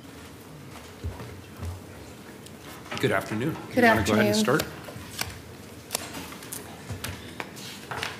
Good afternoon, Mayor and City Council members. My name is Lauren Danahy, and I'm a registered nurse who works with senior citizens as a director of nursing in a local and small assisted living and memory care community. I'm coming to you today from that lens. I am aware of how important it is for senior citizens to be able to walk to a local grocery store for their weekly groceries. Many seniors lose their ability to drive, and the layout of our neighborhood with its many hills is arduous to walk safely further than their neighborhood grocer. The elevation gate of nearly 500 feet is also problematic for access to the next available grocer, which is Zupan's. An article from the AARP states the average length of time that folks live past the point of their drivability or their ability to drive is 5 years for men and 10 years for women. Our bus service is limited to commuter hours in the early morning and evening and not frequent enough to provide adequate travel options for seniors. The grocery provided fresh prepared foods and the opportunity to socialize and connect with the community. Socialization is an important factor for our seniors and for everybody, as they often become exceptionally depressed due to lack of interaction with others. The city has crafted thoughtful guides to safeguard this at-risk community. The comp plan guiding principles provided the following. Increase access to complete neighborhoods. Complete neighborhoods are places where people of all ages and abilities have safe and convenient access to more of the goods and services needed in daily life. These are places where they can get to grocery stores, schools, libraries, parks, cultural experiences, and gathering places, safely on foot or by bike, and make it easier for people to have active lifestyles and integrate exercise into their daily lives. Excuse me. Build city greenways, a network of safe, accessible, and attractive streets, trails, parks, and open spaces can make it easier to make healthier lifestyle choices. This network complements complete communities by encouraging active living, community interaction, and nature in neighborhoods. Walking, biking, and using public transit become the easy choice. I want to point out that this property is adjacent to the park, but as well, the 4T trail goes right by there, and we highlight that as one of the places to visit in Portland. Growth and mobility coordinate transportation and land use strategies along corridors to accommodate growth and mobility needs for people of all ages and abilities. I hope that you will take our senior population, which is very dense and high in that area, into consideration when evaluating removing the condition for access to healthy, fresh food and community hub. Thank you for your opportunity this afternoon. Thank you for being here. Good afternoon. Good afternoon. Thanks. I know you miss me terribly. I'm David Olson. I was your cable director for 30 years. It's great to be back at the chamber. This property has special meaning to me because I lived in Portland Heights while I was finishing law school, starting my career, in the apartment previously occupied by Bud Clark. And I regularly shopped at Stoichers, was active in neighborhood, both as a resident and as a precinct committee person, one of the most thankless jobs ever. Portland Heights remains one of my absolute favorite Portland neighborhoods with a history and ambience, distinct, memorable, bound up with the city of Portland itself, clear back to the trolley to Council Crest. My testimony is to point out the hearings officer findings did not respond to the provisions of the comprehensive plan, specifically a number of the goals and a number of the specific planks. In terms of goals, it doesn't really address Goal 3A, City Design for People, 3B, respecting climate hazard resilient urban forms. I do cable, so I rattle off land use a little less off my tongue, but focused growth, goal C. Carrie, the attorney, mentioned human environmental health. Stroakers, as you all know, also represented walkable scale in a place that's a desert for it. And a street environment, a unique street environment supported by a park, supported by people who love to walk up there. Lots of elderly and lots of people coming up renting rooms. And the whole town center concept and markets in town centers. Comprehensive plan speaks to that. Finally, neighborhood food access has already been mentioned here. That's goal 4.86. The role of town centers need to serve the needs of surrounding neighborhoods. Comprehensive plan talks about that a lot. This is the place and really the only remaining place in this historic neighborhood where that can occur. These neighborhood centers need a mix of concentrations of development, employment, commercial, community services. You all talk about that in the comprehensive plan. This is a chance to recapture that. Finally, in this set, active gathering places. Stroakers was always that.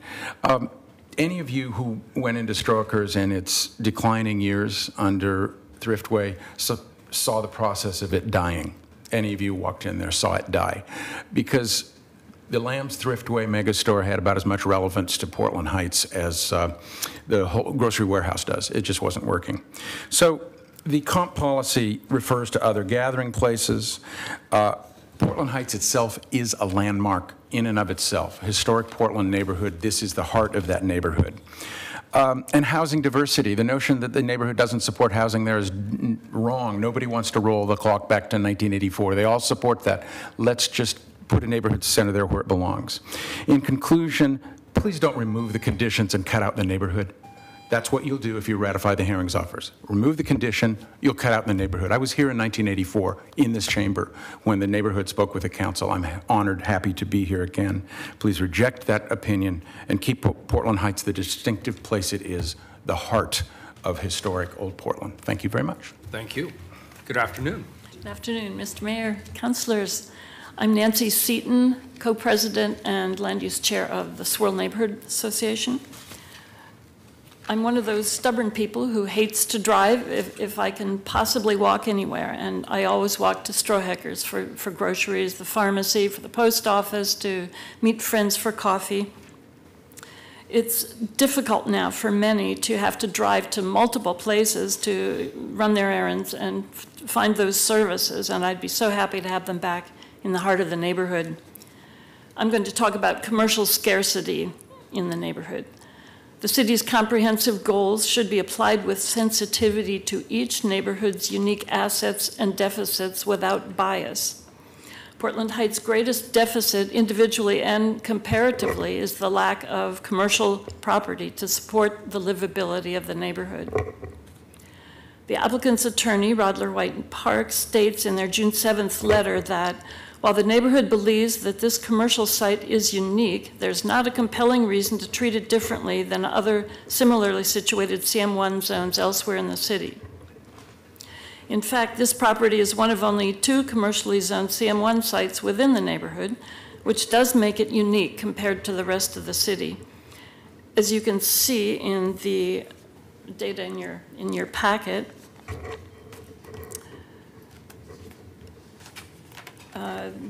the data shows that Southwest Hills, when compared to other neighborhoods in the city, has one of the smallest percentages of commercial mixed-use property within its boundaries, only 1% to provide for goods and services per the 12.2 goal. It ranks 13th out of 95 neighborhoods for commercial property. The hearings officer refers to goal 12.2, enhancing variety, which preserves easily accessible neighborhood commercial nodes, and states that the site serves as a commercial node within an otherwise relatively homogeneous residential neighborhood. What he fails to state is that it's the only commercial node that could accommodate this development. The stated purpose of the commercial mixed-use zones in the comp plan is to support access to food and services in a healthy, walkable neighborhood. There's a good chance these goals would not be met without protection for retail use at the site. City Council's predecessors acknowledged the value of neighborhoods serving retail and the limitations this neighborhood faces. To ensure the scarce resource is preserved here, we recommend that new conditions of approval be crafted to allow for a reasonable amount of retail space as part of future development, to include a small format grocery and shops and services. Thank you. Thank you, appreciate it. Thanks all three of you. Next three are Dale Farr, Blythe Olson, and Adam Lamott.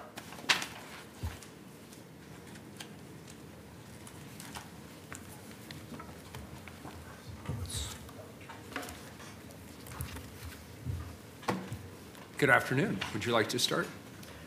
Actually, I'm going to be in the middle, I think. Thank you. However you'd like it. Thank you. Sure, I can go ahead, yeah. Thank you, sir. Yeah, Mayor and City Council, I'm Dale Farr. I've been a resident of Portland Heights for 45 years in various types of residential conditions, from small apartments to houses I've designed, to big houses, small houses, back down to little apartments, and moved away and come up back again, because Portland Heights is a special place in Portland. For those 45 years, I've also been the head design partner at Fletcher Farr Hyatt Architects, and I take a special interest in the neighborhood, and especially the area, Stroheckers and around it.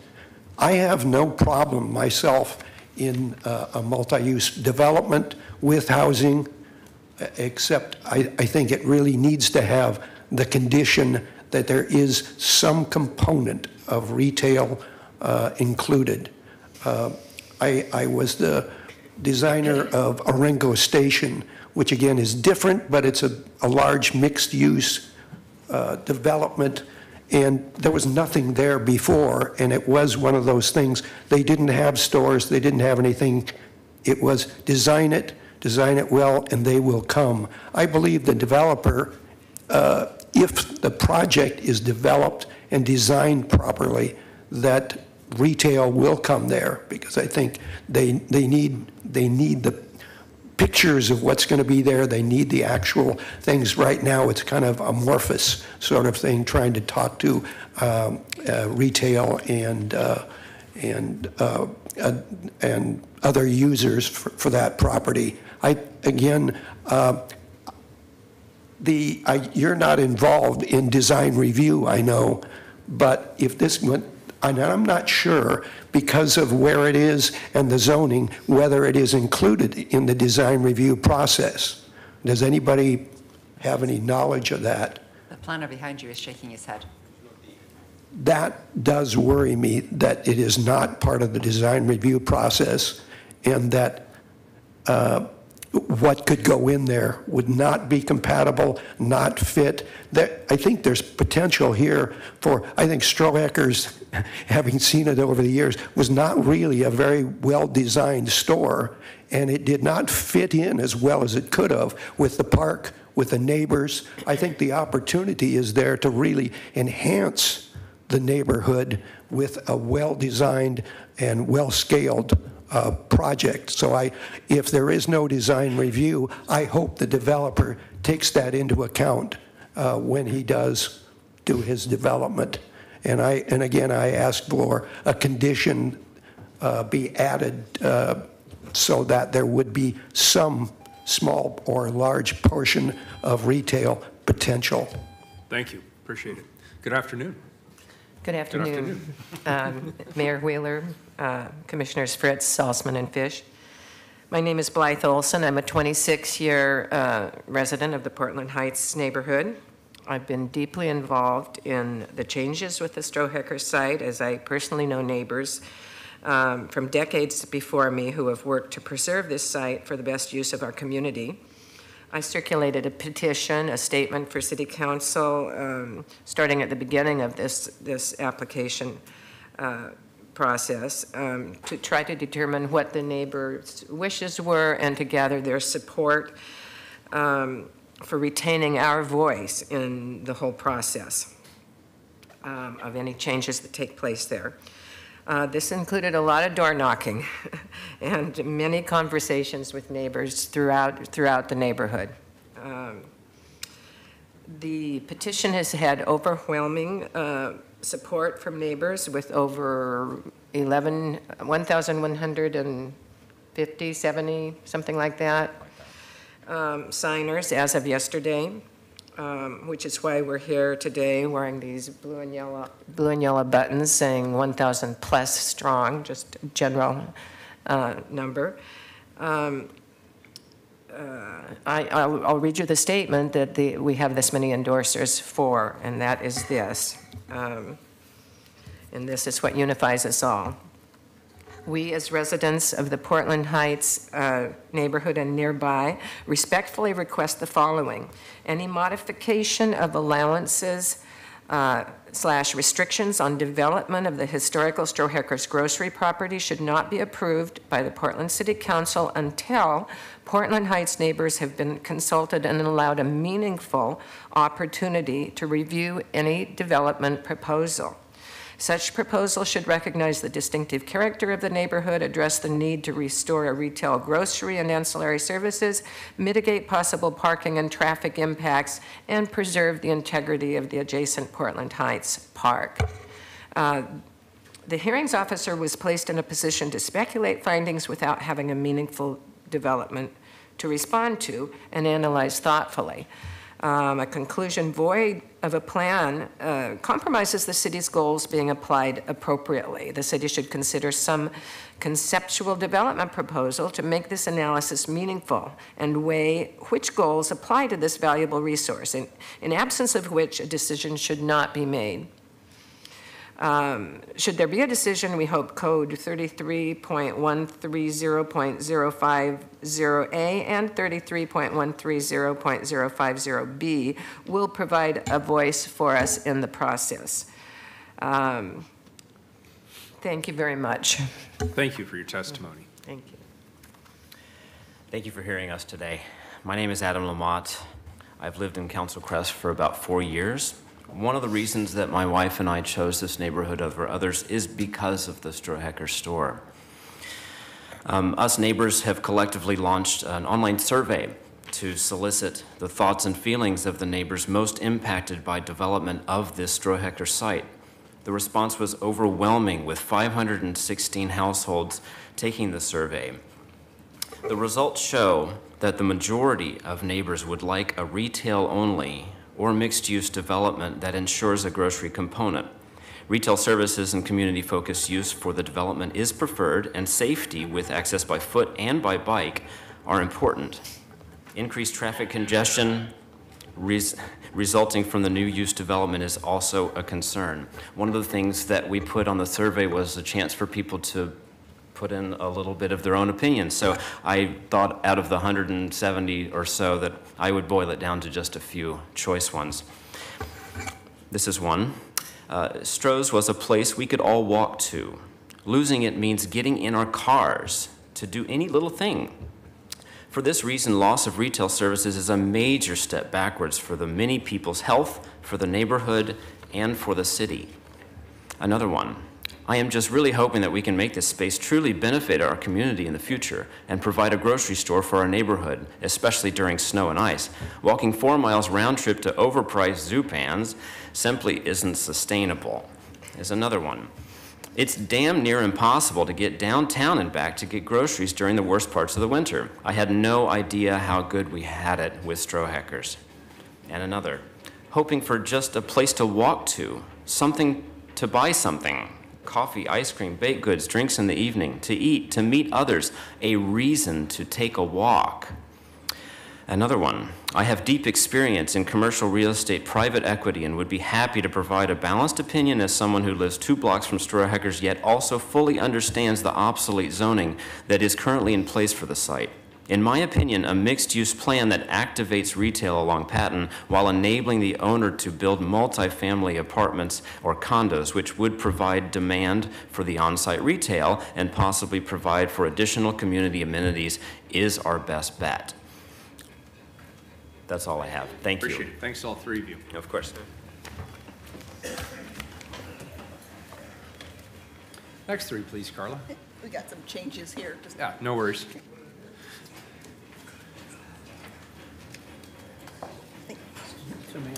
The next three are Greg Ewer, attorney said we have Eric to do- Lawrence, and we're going, Randy Miller. Because of the findings, so are we going to deliberate like we normally do, or does that get postponed to another hearing? We'll see what the time is. If my presenters And- will have the opportunity to Okay, break yes. it from Let's go ahead and go with Paul Kennedy. Then, oh, got three here. Good afternoon. Hi, Mayor and City Council members. My name is Greg Ewer. I'm a homeowner in the Southwest Hills area. We believe the hearings officer recommendation that a trip cap be imposed is premature without a development to consider. A reasoned traffic plan can only be crafted with an informed plan. We are concerned if a trip cap is retained that it will limit the potential use for the community. We understand the necessity of not imposing undue burden to the owner and hope there is a solution that can weigh the community need for mixed-use grocery and the potential for diverse housing should that be the desire. We engaged Winterbrook Planning, who drafted realistic scenarios within the trip trap criteria to prove viable options that serve the interest of the owner and the community. We hope that is weighed in your decision to apply a condition to the property. We would be remiss if we did not point out that the intention of the owner in this matter is to remove limitations while also requesting a limitation that could potentially prohibit true commercial retail services for the neighborhood. We understand that PBOT is moving forward with adopting new transportation standards, the alternative mobility standards, that would eliminate the need for a trip cap. The alternative mobility measures will allow the city to identify smaller cost pedestrian or bicycle improvements that will make up for the additional congestion caused by the proposed use. As there is not a development to directly respond to, we would ask a trip cap not be imposed in light of future change, and if a trip cap is necessary, we would ask for a trip cap self-destruct condition that would invalidate it when the new alternative is available. Thank you. Thank you. Good afternoon. Good afternoon. Thank you. Mayor, City Council members, my name is Eric Lawrence. I'm a Portland Metropolitan native. I'm a husband, father of three. I'm a business owner, and I'm a resident of the Southwest Hills. Our thanks to each of you for your dedication and service to the city, evidenced by the applause, I believe, coming from the street for the good job that you do. I think it's just the heating system turned on. Oh, is that what it is? It sounded like applause to me, so I'm going to roll with that if that's okay. We have important issues in the city of Portland to work on, and the work you do is invaluable. On the surface, this issue is really, truthfully, a small thing. It is just another development project in a city besieged by development. But in our neighborhood, it is so much more. There are only 2 zoned retail properties within our neighborhood serving over 2,000 households. It is a scarcity that we cannot afford to lose, and the city, in support of the comprehensive plan and strategic goals, cannot allow to slip away. The 2035 comprehensive plan contains specific provisions to protect lands suitable for grocery stores and for the local neighborhood commercial nodes which keep our communities connected. In 1984, our neighborhood ceded an existing residential limitation in favor of a limited retail grocery limitation to ensure a valued community connector and scarce resource remain in perpetuity. The city reaffirmed that commitment to this neighborhood in 2016 with the adoption of the comprehensive plan and subsequent zoning designations. The hearings officer was unduly positioned in their report to conjecture, applying city code in the absence of a development proposal by the owner they could thoughtfully respond to. The report leaned too heavily on the only expert testimony provided, which we have shown to be fundamentally flawed. The report simply did not weigh the importance of the site as a scarce resource to the city and to the neighborhood. There is no scenario where these policies, which encourage local access to a grocery store, will be met to an equal or greater degree if these restrictions are removed. One of the most important takeaways today in many regards is having a voice. If the council votes to support the property owner's request to remove all development conditions on the site, the neighborhood could lose its voice. We could lose an essential tool available to negotiate responsible development of the site, which matches with the community's needs and reflects the strategic vision of our city's leaders. We support the removal of the grocery-only zoning and 24 related conditions in exchange for a new mixed-use grocery condition to include a small format grocer and retail mix so we can maintain our scarce neighborhood retail space. We have been and continue to be willing to sit down as a neighborhood and discuss reasonable conditions with experts, which would be fundamentally beneficial to the neighborhood, the city, and the owner. We ask for our chance to have a voice, and we remain 1,000+ strong. Thank you. Thank you. Good afternoon. Thank you. I'm Randy Miller, Mr. Mayor, Commissioners, appreciate being here.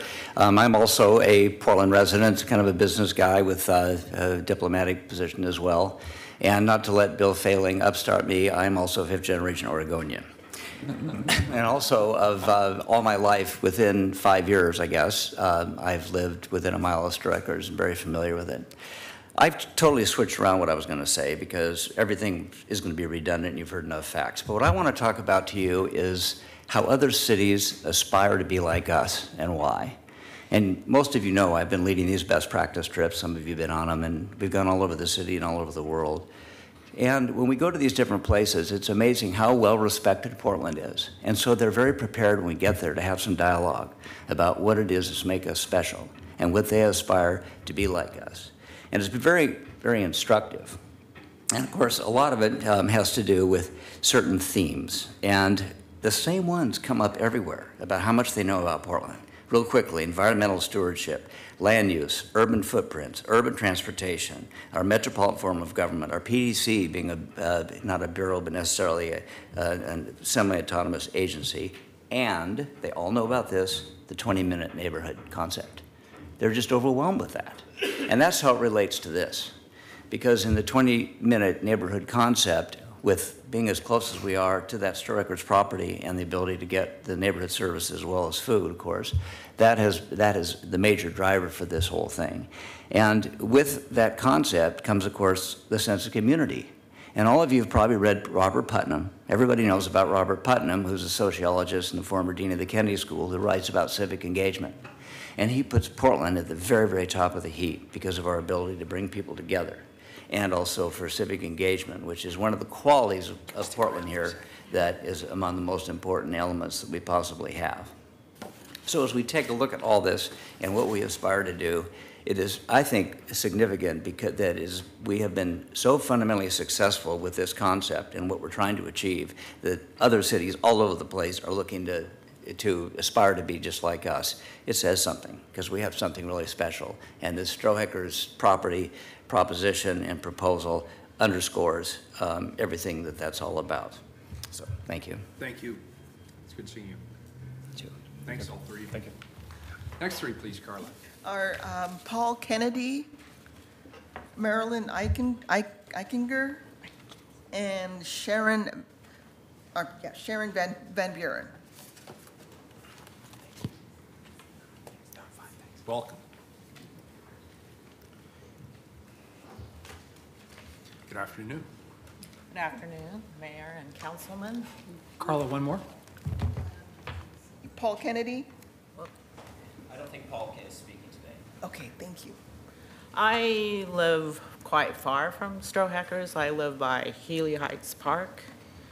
So when I need something from the store, not having Strohecker's, the Plaid doesn't carry eggs by OHSU, so your choice is Food Front, New Seasons, or Fred Meyer's, or Zoo Pants.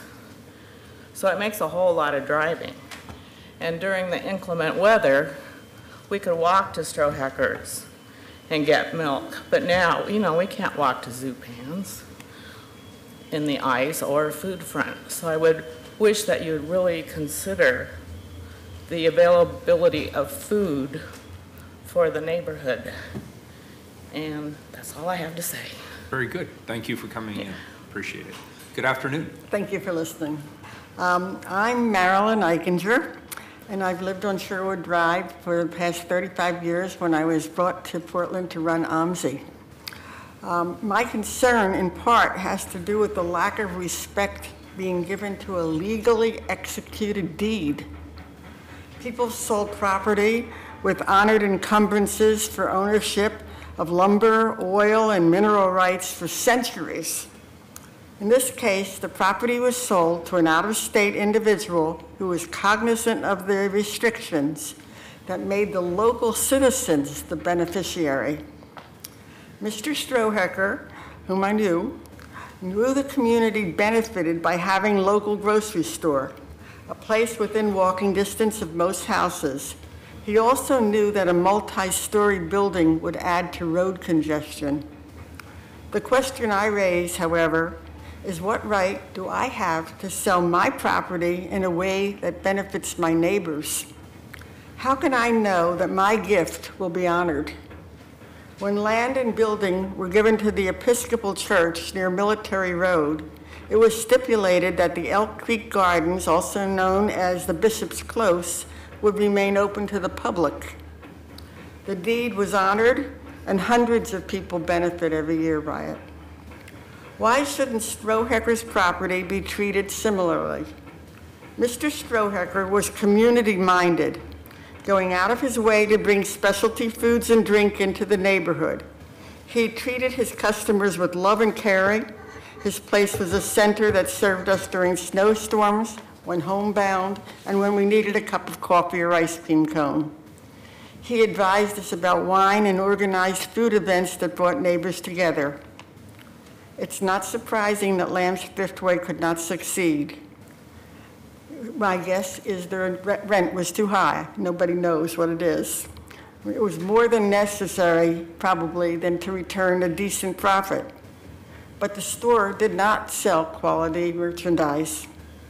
People do have a right to make a living, but just because they want to maximize earnings does not mean that they should do so on the backs of a settled neighborhood. People who live in this area are the deeded recipients of the sale. We demand that the city honor Mr. Strohecker's encumbrances. The new owners have been playing a waiting game. They knew the restrictions when they purchased it, and it was only a week after they purchased it that I was told the process that they would go through in order to get the restrictions lifted. I don't like it. I certainly do not believe that the hearings officer had the community's interest at heart. And over again, I'm worried that the city is not paying attention to the local community. Thank you. Thank you. Appreciate it. Both of you. Thank you. The last three I show who signed up are Sarah Bachman, Walt Crate, and Norman Hotz. And is there anybody else who thinks they signed up and their name has not been called? Okay, very good. I guess you get the last word. Okay, it's always a rotten place to be between the people conducting the hearing and your coffee or wherever you're going after this. So I'll make this short. I want to pick up on what Randy Miller said about civic engagement and address two issues that were alluded to by Commissioner Saltzman and Commissioner Fritz. I'm a newly minted net volunteer, and I want to bring you up to date with the development in our neighborhood. I live about 25 minutes walk from Strohecker's, up on the hill, and until recently was taking care of my mom, who died just short of 90, and my dad, who died at 93, not 103. And it was extremely important to me, both as a caregiver and a net volunteer, to be able to get to emergency services that were closer than the emergency services that we currently are closest to. They're now the closest emergency caches of medical supplies are at Bridal Mile and Ainsworth. Too far away for me as a caregiver to get to by foot if my parents were still alive. So I've been working with Father King at St. Thomas More to bring together some emergency supplies there at St. Thomas More, closer to where 110 houses are at the top of the hill. before Strohackers closed, Strohackers was our closest emergency meeting place. When it closed, the Net volunteers had to move their emergency meeting place down to Ainsworth, farther away from the people in my neighborhood. So that's a kind of untold story about the importance of Strohackers and the adjacent park to our neighborhood in a way that Portland is commendably building an ability to bounce back from a very large earthquake or other emergency. With regard to Commissioner Fritz's concerns about parks, the park, good news, is very well used and is becoming more well used over time. And I would hope that a restriction would be placed on the use of the property adjacent that would allow cars to park there where they have always parked for people who are using the park. And I've run out of time, so thank you very much. Thank you. We appreciate it. Very good. So thank you, everybody who testified. Legal counsel, at this point, could you give us a frame? The last remaining is the applicant has the opportunity for rebuttal for 5 minutes if they would like to. And then what comes next? So what I would anticipate is today that council would have some discussion of, I guess you would call it almost straw pulling or developing some sense of where council wants to go, and then directing staff to work on revised findings, a revised ordinance, and to the extent council decides any revised conditions. Prior to that, I'd like to have staff come back. I have some questions for staff. Okay, very good. After the applicant. Very good. Welcome back. Thank you. And if you could just state your name for the record again, please. Christy Carlson-White for the applicant. I'll make my rebuttal as quickly as I can in under 5 minutes. First, the legislative action of 2035 did not reaffirm these conditions. Nothing in the record establishes or supports that fact. Two, in fact, the code requires this process and this process only for removing the conditions. Food Front and Green Zebra were both approached for this property, provided all the marketing materials, and declined. The prior grocer was allowed to reduce rent to stay in business, and that still didn't save that operation. Specific user restrictions are not precedented, even in an annexation. A zone is the restriction, not a specific user within the zone. And we have heard a majority of opinions here about grocery, about retail, about a single residential home. There is a divergence of opinions. We've been asked to pre-design a project before we come through the comprehensive plan and zone change process, which is not a requirement of the code, but we understand all of the thoughts around that, and they seem to boil down to this idea that it is very hard to lose Strohackers. It's very hard for us to change that fact. We haven't been able to change it for years. But the neighborhood still wants some access to retail in this particular project. So listening to the testimony, my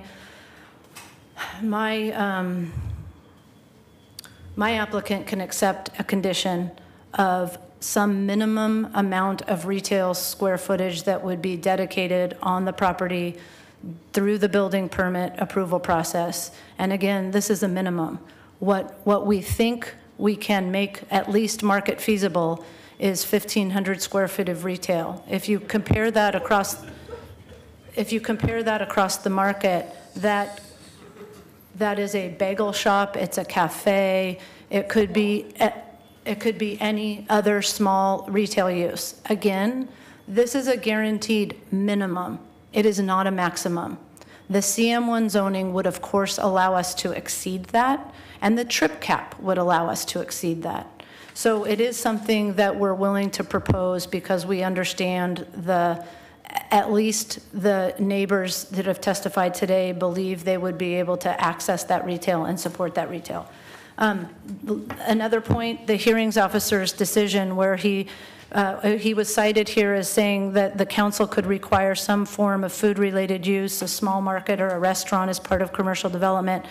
The last half of that quote is, however, as the current application demonstrates, such site-specific conditions can reduce future flexibility for development on the site as shopping habits, consumer preferences, and market conditions change over time, and the CM1 zone properties are not subject to these restrictions, allowing the local economy to determine the best use. And lastly, what's great about the new CM1 zone in terms of design is that it comes with design standards. So there are new design standards under the CM1 zone that speak to neighborhood compatibility and design of the project, which is a good insurance mechanism for the architect who spoke about design. The scale is 1.5 to 1, so you can go a little higher than that if you build affordable housing, but the base is 1.5 to 1.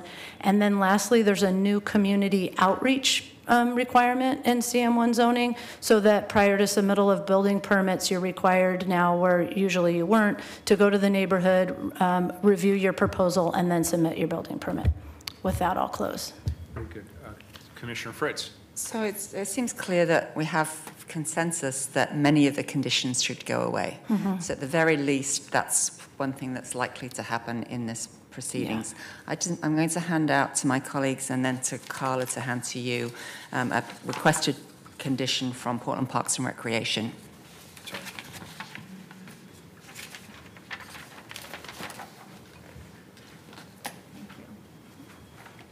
Because it's not clear to me why the hearings officer didn't include this or why the staff report doesn't recommend. Do you need a copy of this? It's coming around. Okay. Thank you. So basically, Portland Parks, this memorandum dated April 16th from, to Mark Moffett from Brett Horner in Portland Parks and Recreation says, goal 8H of the 2035 Comprehensive Plan states all Portlanders have safe, convenient, and equitable access to high-quality parks, natural areas, trails, and recreational opportunities in their daily lives, which contribute to their health and well-being. The city manages its natural areas and urban forests to protect unique urban habitats and offer Portlanders an opportunity to connect with nature. To support this goal, Portland Parks and Recreation requests as a condition of approval of this proposal and any future application that the applicant be required by Development Services to maintain public access to and from the existing stairway in Portland Heights Park that connects to the western property edge of the subject site, and also to review any applications to ensure the proposed development allows for safe, inclusive accessibility to this pedestrian connection. And do you have any comments on that condition? So just reading it, some concerns. I don't know that there's a dedicated public access currently on this property, and there are existing, I think, improved sidewalks completely surrounding this site and accessing the park. So the concern would be not knowing where this access is. I don't know how we would design a site if the access went right through the middle of the site to a staircase. There isn't an access way. It's just basically that from the parking lot of the grocery store, that's how you get to the top of the stairs. Now, there is access from the sidewalk, but at a minimum, I know that Parks would like to see if there is a residential-only building on this property, that the residents of that building could get directly to the park without having to go out and back and round. Sure. So what I understand about this is that right now it's a parking lot, but upon redevelopment there won't be that parking lot. So the concern would be to understand exactly where the access point would be, how it would be even possible to design around it. And then I think, and I could be wrong about this, so it's really more appropriate to ask the BDS planner, but as I understood it, this was requested down below, and the answer was that this would be determined at the time of the redevelopment proposal to see if the use that was being proposed was related to a park access condition, and then there would be some conversation about that. Okay. But I'm not positive. Thank you very much. I wanted to give you an opportunity Sure. to comment. I appreciate those, and I'll ask the planner. Thank you very much. Great. Well, before you leave, so has the applicant or you ever sat down with the Southwest Hills Residential League and talked about their newest proposal? No, not a newest proposal. There was a suggestion for a meeting a couple of days before this hearing, but that meeting was canceled because it was preconditioned on grocery only.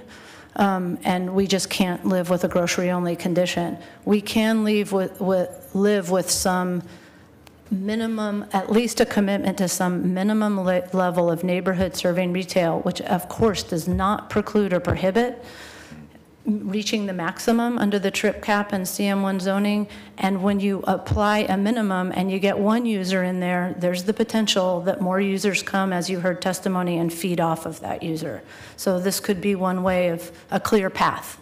So you can't commit to the grocery-only No. condition because of your experience to date, of the applicant's experience to date, trying to? The experience to date trying to market to a grocer, there's no viable way we can redevelop this property with a grocer. And the kind of grocers we're talking about have square footages that obviously they don't think are supportable on this property, even at a free rent. But you can do 2 stories above whatever's on the ground floor. Not really. So if you do retail, it's generally, I mean, you could modify this, but generally in the industry, retail is ground floor and 18-foot floor to floors to invite that ground floor window environment. The height limit is 35 feet. So you can't put 2 floors of residential within 35 feet above a ground floor of retail. That's not how this site would ultimately be the model, but the Green Zebra at Portland State has housing above it. Yeah, for sure, but they don't have a 35-foot height restriction. We have 35 feet total.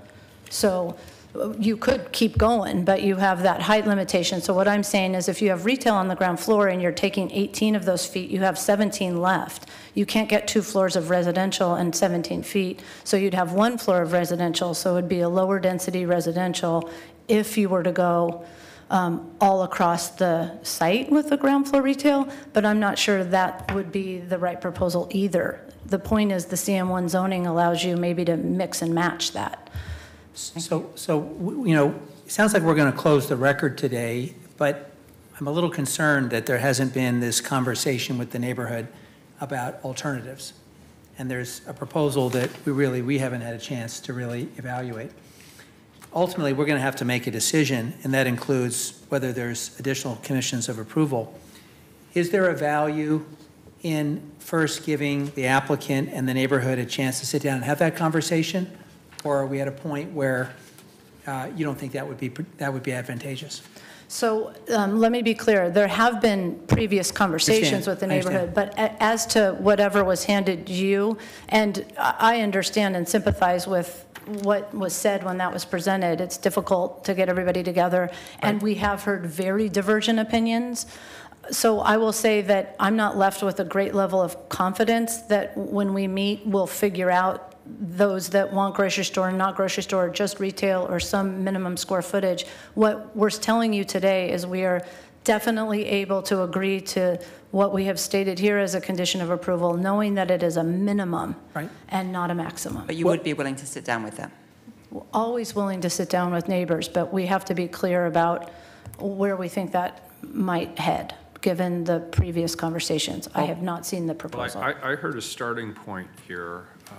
If I could, Southwest Hills Residential League, the swirl board position is to support the removal of the grocery store only and 24 related conditions in exchange for a new mixed-use grocery conditions to maintain some neighborhood retail space. And then they go on with more specifics. But I believe I heard you indicate that first part is actually okay. Yes, with your that we client. maintain some retail, not grocery, but So retail. I share what Commissioner Fish said. It feels like just by virtue of the fact that we've had this hearing, it feels like the parties are moving closer together. So Mayor, 1,500 is not acceptable as a... No, and I heard that, but at least there's not diametric opposition.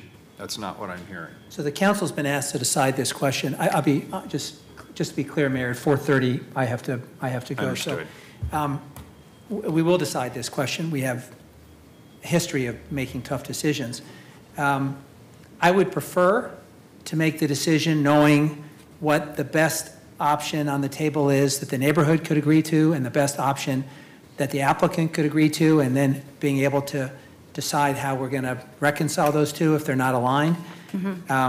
It does seem to me the stakes are pretty high on this one, and so I would urge that we give the neighborhood and the applicant a chance, a brief window, Mayor, to have a follow-up conversation, come back, close the record, come back to council with options that have been discussed, with the understanding that those would be presented to us in advance of the next hearing date, and council will decide this question. We will decide based on what either has been tentatively agreed to, or if there's no agreement, then we'll do what we normally do, which is we'll make our best judgments. Yep.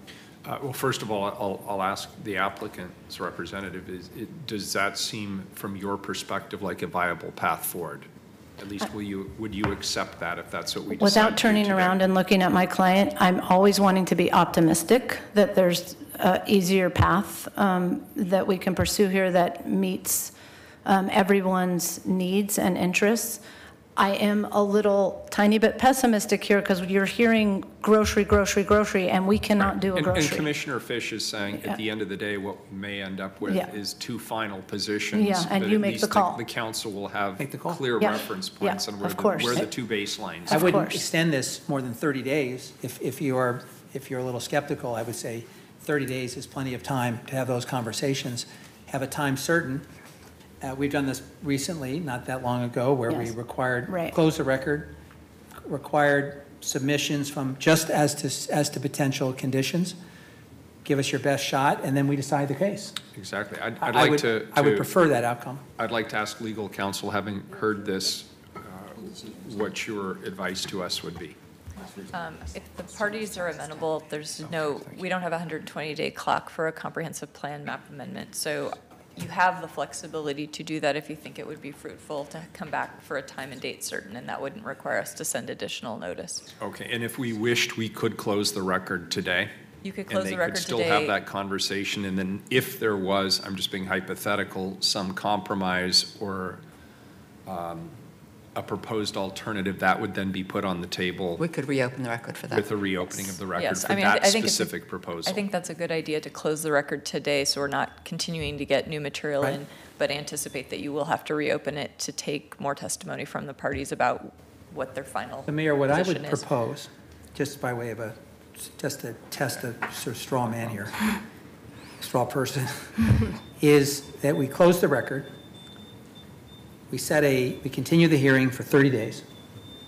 We give the parties, the applicant and the neighborhood, a chance to meet, encourage them to give us submissions as to their best position several days prior to our reconvened date, with the understanding that we would then reopen the record to hear those proposals, and then council would deliberate and make a decision. Commissioner Fritz would like to hear from staff as well. Thank you. Thank you.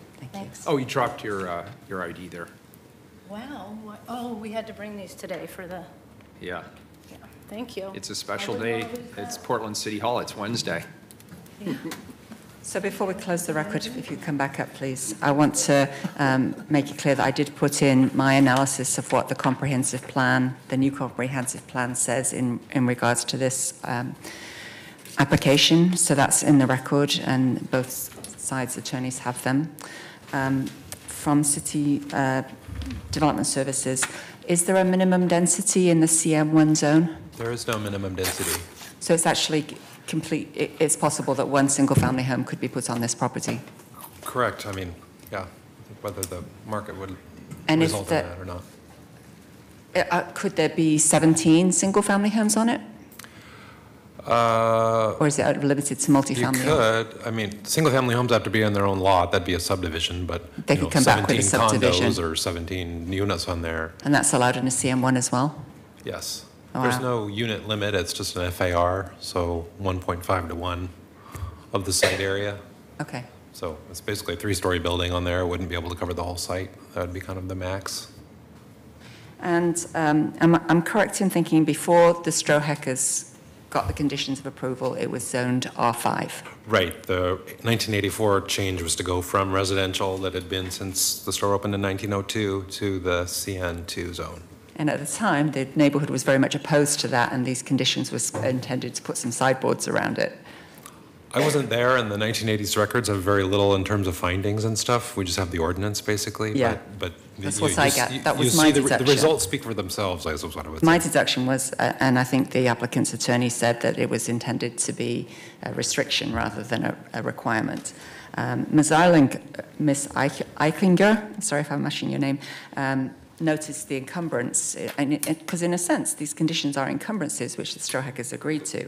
And I'm thinking back, Commissioner Fish and Commissioner Saltzman, in our comprehensive plan process. If somebody had come to us in the comprehensive plan process and said, this entire neighbourhood is zoned R5, and we want to do this one lot of CM1, I think the answer might have been no. But because it was already in an existing use, that's why we then changed the CN2 into the CM1. So I appreciate Commissioner Fish's suggestion for how we move forward. And I'm also thinking that a single multifamily dwelling unit without any retail there is not in compliance with the comprehensive plan. And certainly one single family home on a massive lot by a park is not what I envision the highest and best use for a lot, which is what we were thinking of in the comprehensive plan. What are the highest and best uses for this? So in the process where you do this, and I would suggest you have some mediations of facilitation to have this conversation, I would like you to consider the Portland Parks condition of approval or requested, and if that's not what they've said is not feasible, could there be something that would be indicative that this development on this lot needs to relate to the park in some way? I will just mention, because it's a little bit of a mystery why the condition went away, the hearings, that staff had reworded this condition from parks to be slightly different, requiring them to coordinate with parks on the public access, and then suggesting that they provide vehicle ownership or vehicle parking for parks users off hours, provided they met the joint use parking requirement, which is just something parks didn't catch up on, but yeah, when you want to have someone else use your parking, you have to give us a little analysis that says there's room for both, basically. Right. So as long as they could show us that there was room for both, the condition said, yeah, you should, provide parks parking. And to be clear, what that condition would require would be a minimum 6-foot walkway running from kind of the top of the stairs all along that western property line out to Patton Road. That would be sort of the minimum requirement. Your walkway has to be 6 feet wide. You got to get from the stairs to the street. Well, if you could include those discussions in your mediation to figure out if you can come back with a package of conditions of approval that either everybody can agree with or something that addresses the park's concern when you come back to council. Thank you. Okay. I had a question also. So if we heard testimony about the 35-foot height limit, if there were a mixed-use redevelopment that included affordable housing, is there a higher height limit it could be built to? You do get, and I didn't bring the code, but you do get extra FAR. You do not get the extra height in CM1. So CM1 was the one zone where you don't get bonus height. All the other commercial zones, CM2, CM3, CE, you get another 10 feet of height. But CM1, no matter what you do, you never get that bonus height. Okay. But we're here at the City Council. We make the rules. So that might be part of the discussion too, that would, if an additional height would allow a ground floor grocery in exchange for more housing on top, would that be acceptable? And that's something I think you should think about. Okay. All right, so the path forward, as I understand it, and I'm not doing this, I just want to put it out on the table and make sure we got it right, and I'm specifically looking at the city attorney. We will close the record today. We will continue both the report and the ordinance to, we'll say, a month from now, and Carla will work on a specific date. Some number of days prior, we will receive effectively the last positions, is that a fair way of putting it, of both parties. We will then reconvene on that date certain and time certain that Carla will find us. We will reopen the record very specifically to hear those two proposals and take testimony on those two specific proposals, or no? So one of the things we need to clarify is that it's clear who the applicant is. It's not necessarily clear who the party is on the other side. And I'm not sure if that's the neighborhood association that you're anticipating getting a proposal for or somebody else. So I think that would need to be clarified as well. Mayor, I would limit the testimony to just the parties that submit, the actual party that submits any proposal, so that for the purpose of making sure we understand what the proposal is, but then I think we go right to deliberations. And I think that's what I'm trying to get some clarification on, is who is it that would be bringing the proposal back. I'm not clear on that yet. I think the concept makes a lot of sense to me, and I think Carla's already looked at some dates that might work, but I do think you need to have some clarity on who would be submitting, who we anticipate would be submitting something. And who would be participating in the mediation. Yeah. So the who would be participating in the mediation, it seems to me, could be designated by the neighborhood association, since they're being represented. If we decide a number of people, they can work with Ms. Richter, whomever else they want to have the people that they want at the table. Does that make sense? It makes sense to me. Okay. Since they are the designated and recognized neighborhood community group. Thank you. So in terms of having this group of council members back, Carla has identified that September 6th in the afternoon is at 2 p.m. 2 p.m. is really our only option in the weeks before and after that. So that's not quite 30 days, but it's close. And then we would ask for the submission of best offers by the 4th we could do, which is a couple days before that. And those would go to the council clerk. So the record would be closed up until September 4th, open to allow those submissions, and then we would deal with reopening the record for testimony on the 6th. At our discretion. We would take more testimony if it's at our discretion. Correct. I suppose if the proposals are self-explanatory and you don't need to hear from anybody, you wouldn't necessarily need to take additional testimony. My preference is not to have dueling proposals and lots of testimony. It is to have a self-contained document with a proposal, hopefully one that's a consensus document, but if not, your best shot. And then we're able to have a deliberation, which is all we're doing is postponing our deliberations. So it would go in by close of business on September 4th? Yes, so 5 o'clock, Carla? Yes, that's the Tuesday, September 4th, 5 p.m. And that gives you one day, Development Services staff to look, and City Attorney staff before the hearing on the 6th. Is that enough time? I mean, literally, we'd be like emailing you the stuff the morning of the 5th, right? The day after we got morning. Which would be sitting in council all day. I mean, it certainly would be to the benefit of both of the parties to be talking with BDS staff as they go, so that it's not a surprise what we're seeing on the 4th, but yeah. I mean, we could have it the week prior, to have it due before Labor Day if we want to, but I don't think we're going to be working on it over Labor Day weekend. Well, that might be the only time I would be able to work on it. So if you could have it in by the end of close of business on the 31st, because I don't think it's unlikely that they'll be doing any mediation meetings over the Labor Day weekend. That would be helpful. Our usual, I'll just throw this out, our usual deadline is noon Thursday the week before. That's, so you guys get it usually on Monday, because there's all these steps involved. But. Yeah, we're just trying to strike the balance between giving the community and the applicant enough time versus giving you enough time.